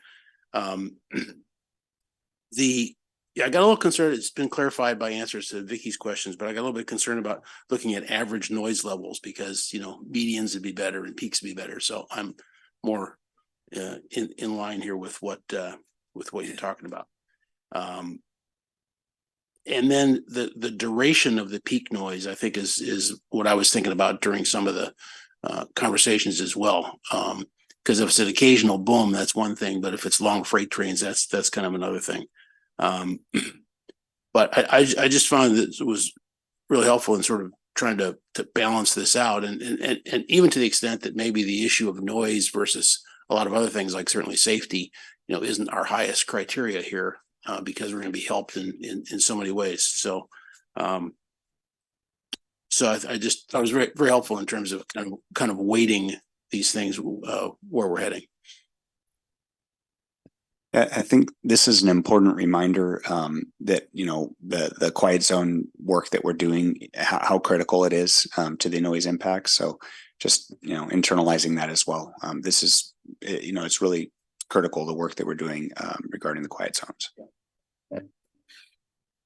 Yeah, that your last point just was really driven home by the data.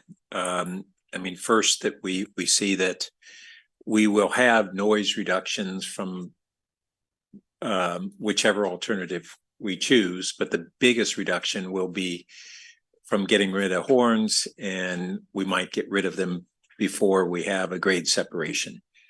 The issue of the varying perceptions on noise, and I'll add that we not only have different individuals who have greater and lesser sensitivity to noise, but we have this phenomena that's kind of the don't think of an elephant phenomena. Once you start thinking about the noise, you hear it obsessively. Speaking of spouses, when a number of years ago, my wife, as we were dealing with the airplane noise, she started kind of counting and listening to the airplanes, and it got so unbearable to her. She heard every airplane and it was so loud, and she had to stop monitoring, and she really had a diminishment in what she perceived. And I think that's just a human reality, and something that we have to recognize. And I did want to just bring up one point on the construction noise, which is, all the construction impacts we tend to diminish, where we say, oh, this is all about what will happen after we've done construction. But we can have several years of construction on a series of grade separations. That is a massive impact. And the underpass was evaluated with conventional construction methods and not jackbox. And this is one of the things where we have seen that Caltrain is looking at that, but they basically, Caltrain and VTA have both said, no, that's a well-established construction method. And in VTA's circumstance, they've used it under other roadway construction in the county. The team at Caltrain that is now leading this says, oh yeah, it's a very favorable construction method, and it can drastically reduce the construction impact, and including some of the most severe construction periods.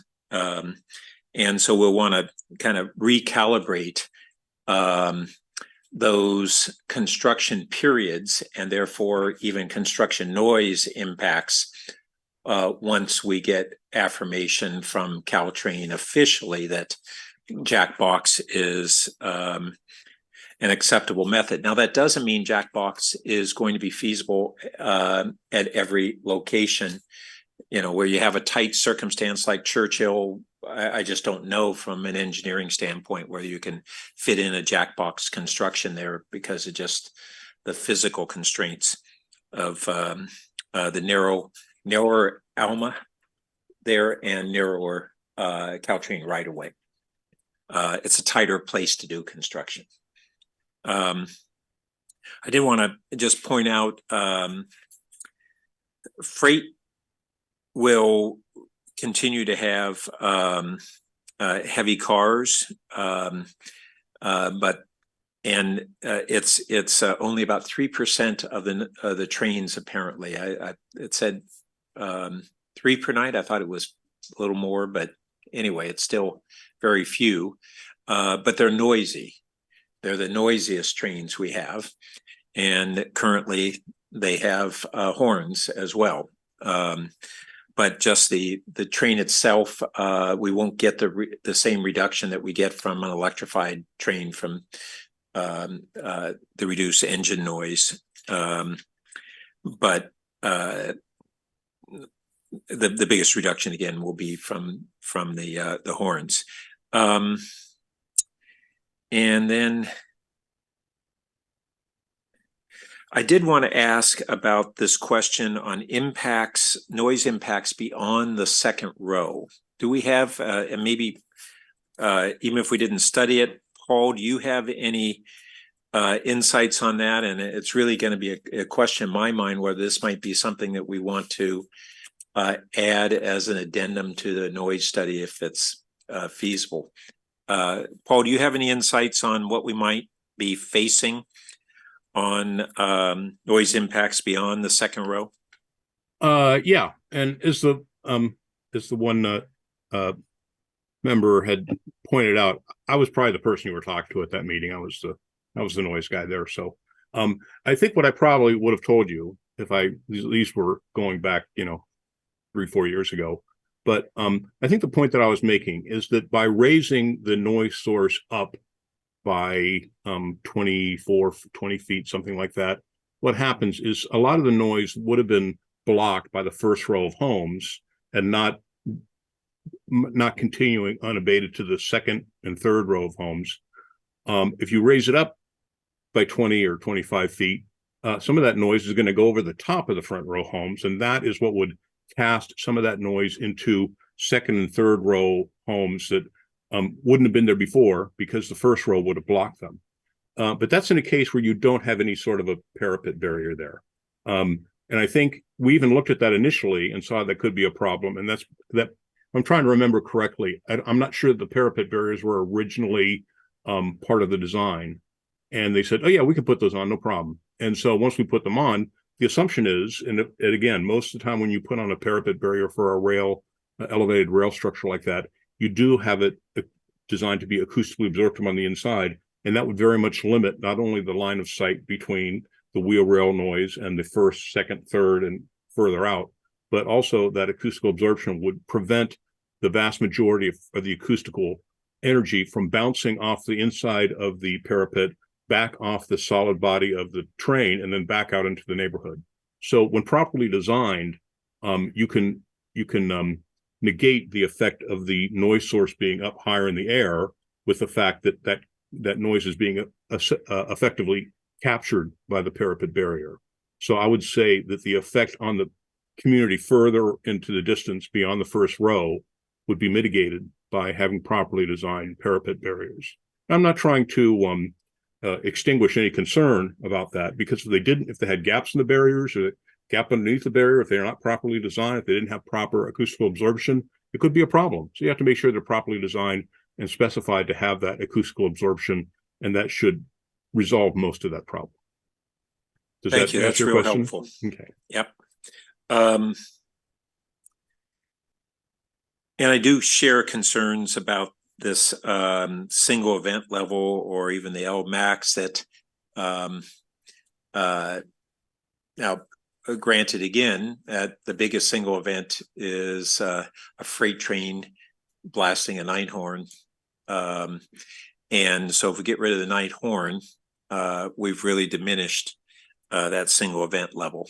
Well, do keep in mind that all the trains will have horns, but whether it's one of these alternatives or an FRA approved quiet zone, they don't have to sound them. And that is true for both the passenger trains and the freight trains as well. So the peak level for any of those would be the whole sound of the train going by, not just that spike when the 4 seconds when they're sounding their horn according to the required sequence that they sound. So that would be taken away regardless of, just want to make sure everybody understands that would apply to the quiet zone, would apply to freight trains as well. Okay. And I this is a minor thing, but I did notice you had down, I think, 50 cars for the freight. I'm not sure that we have freight trains that have that number of cars, but we can double check with Caltrain and they can provide that for us.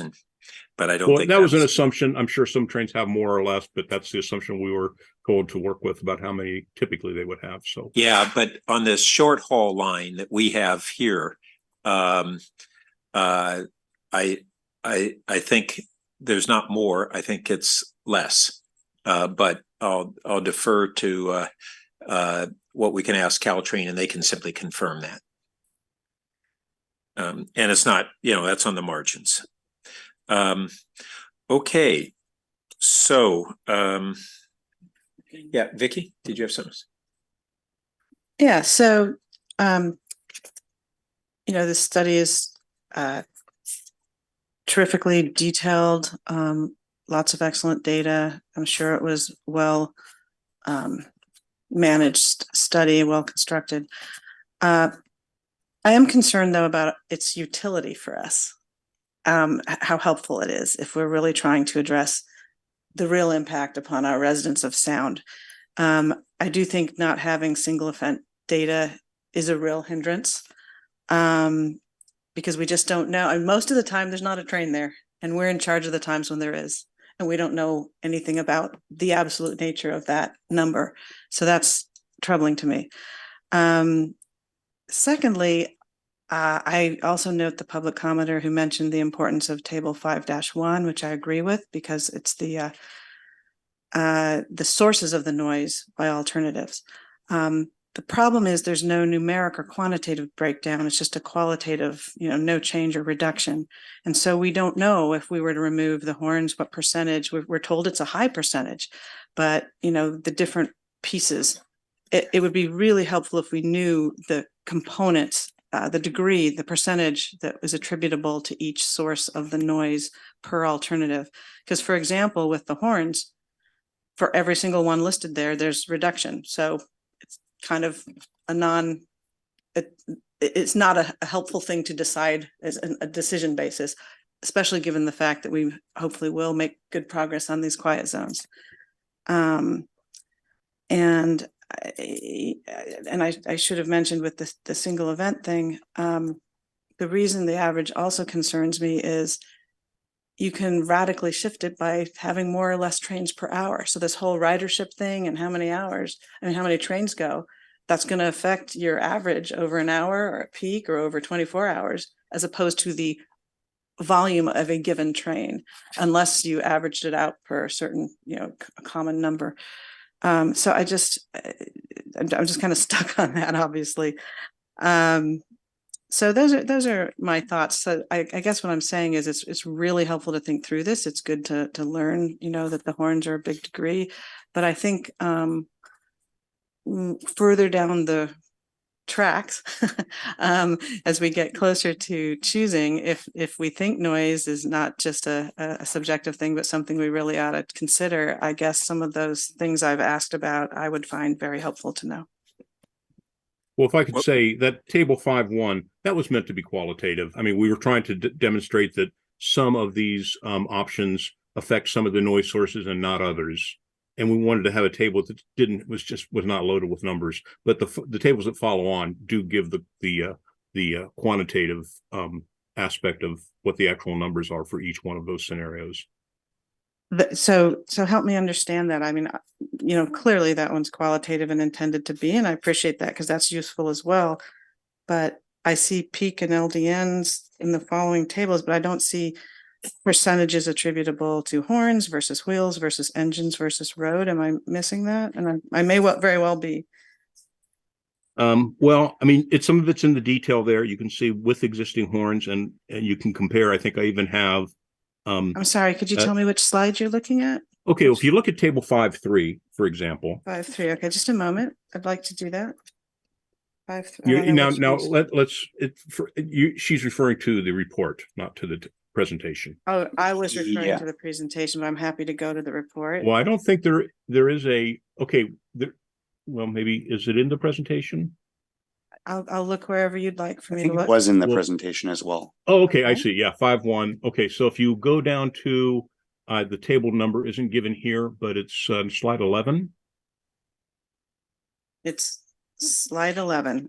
Yes, thank you. I'm looking at Yeah, slide 11. so I believe that here, if you look down at the bottom, existing versus closure for the EMU, that's basically the only difference there is the horns. So this is telling you for each of those measurement positions, what the difference is with horns and without horns, and that basically is the only difference. So that's kind of the difference between the two in terms of decibels. So sometimes it's kind of buried in the data there a little bit, but up here, all the lines here give you the predicted number for the different alternatives and locations. And down at the bottom, I did try to kind of so one of them is the difference between horns and no horns for diesel, and for the EMU, and for the EMU versus diesel, like to demonstrate that the new electric trains and the diesel, really, there's not a big difference there, less than a decibel in terms of most of these calculated values. But kind of at the bottom part of that like existing versus closure for diesel, that tells you the difference in the horn sounding, the difference in the sound level for peak and LDN, just eliminating the horns. Paul, can I just follow up with a question? I think what you were explaining is the single event feeds into this information that you have for the LDN. Is that correct? No, we didn't. No, all the calculated data here is for the peak hour, which is the average over the hour would have the most train activity, which I believe is 16 trains per hour, and the LDN, which is the 24-hour average with the nighttime penalty. And the LDN is the official federal metric that the federal government looks at in determining impacts. So, we didn't want to make this too complicated. If you look at like the peak, the individual instantaneous peak for each event, it may not be a lot different because mostly it would be associated with the horn, since that's always the loudest thing. If the horns, if you're still sounding the horn, but the duration, does matter. It does show up in these numbers, but we did not include the individual event peak for each event.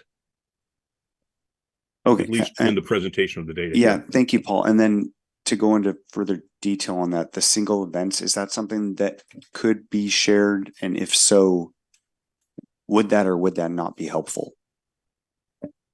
Well, as I said, that discounts the duration of an event, and that matters in terms of people's annoyance to something. If something is lasts for 5 seconds, it's a certain level of annoying. If it lasts for 5 hours, it's a much different picture. So just presenting the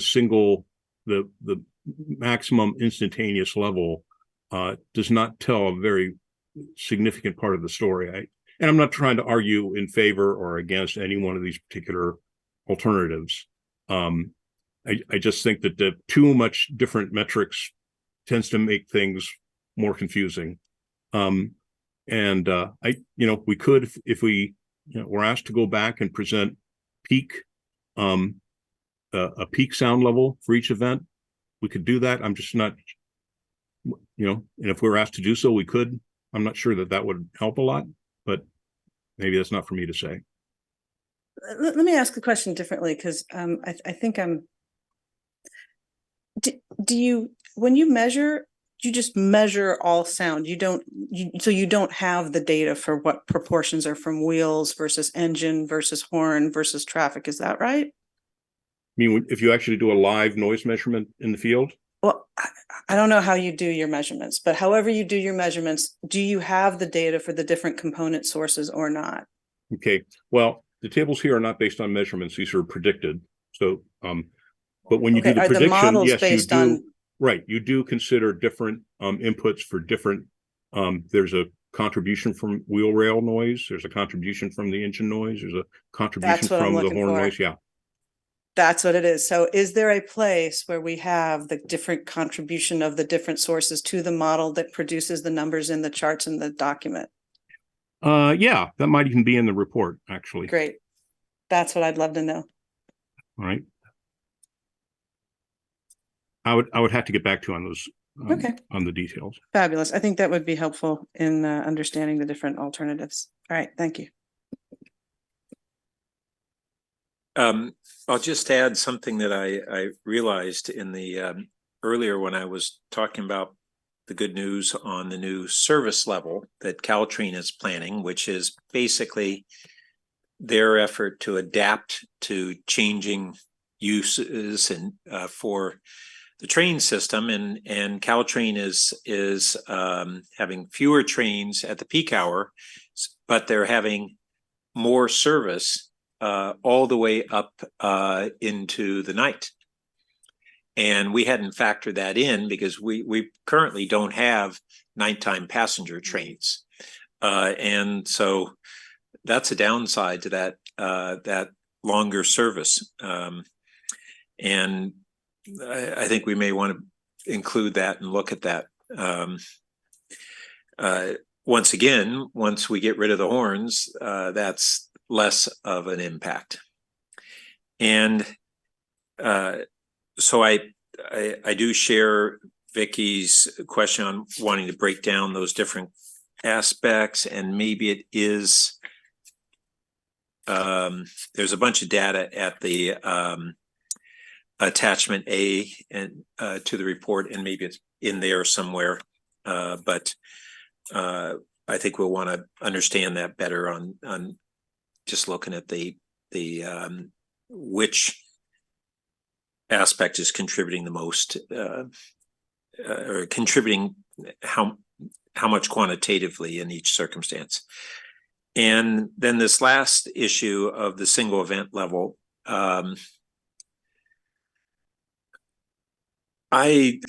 lean toward wanting to see that data as well. So I guess, Philip, if we want to have a bit more study on this, that might be part of what was actually item number 1 today, agenda item number 1. Can we go ahead and ask for some additional data?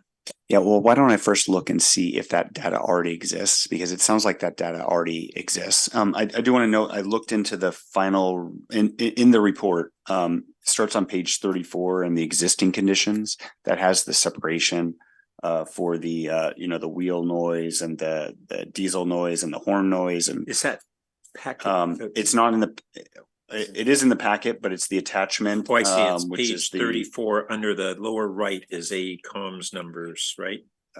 33, no? No. 45. Yeah. Yeah, that's that appendix B. Yeah. Yes, that's right. Appendix B, noise prediction tables. It's in that section. Got it. That does have this separation. I'll follow up with, unless you know right now, is that single event? Well, I'm looking at that. This is on page, I'm looking at the PDF of the report. And keep in mind, I did this 3.5 years ago. So sorry, do you hear me? Am I still muted? Yes, we can. Okay. Yeah, so I'm looking at page 35 out of 43 of the report. And for existing conditions, for example, it has under rail sources, it has for the diesel locomotive, the SEL and the LMAX. So that's the maximum noise level for that component, and the SEL for that component. So it gives the relative SEL for the diesel horn, the diesel locomotive, and the individual cars, and the horn. So you can see that the SEL for the diesel locomotive is, if I'm reading this correctly, 92. The SEL for the individual cars is 82. And the SEL for the horn is 110. And these So, values that's- generally come from the FTA guidance manual. Okay, so that's great. We have the data. We just maybe want to do some slides going forward so everybody gets to see it in a clear, simple way. That's really great. Well, I would say that showing these slides is not the clear and simple explanation, but that's I'm sorry. This is how the sausage is made, as they say. Yeah.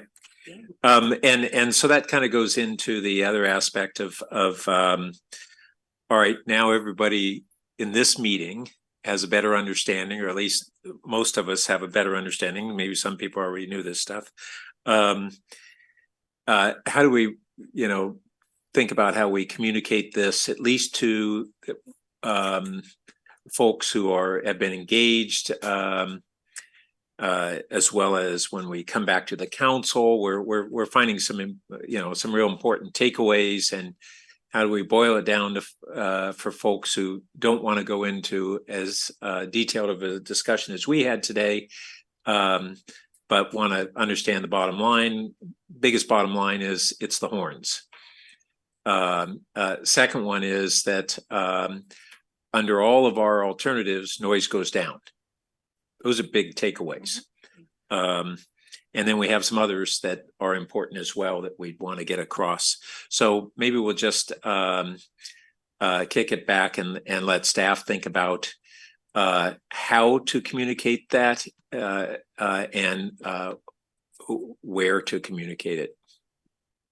Yeah, thank you. I think probably as we consider the evaluation criteria and all the matrices to figure out how to fit that all in there. But just noting for now, I think that the initial figure that Paul had referenced, the first one in the slide with the green reduced, and that I think that's kind of like the high level thing that we're talking about here. But yeah, condensing that and conveying the message is really critical.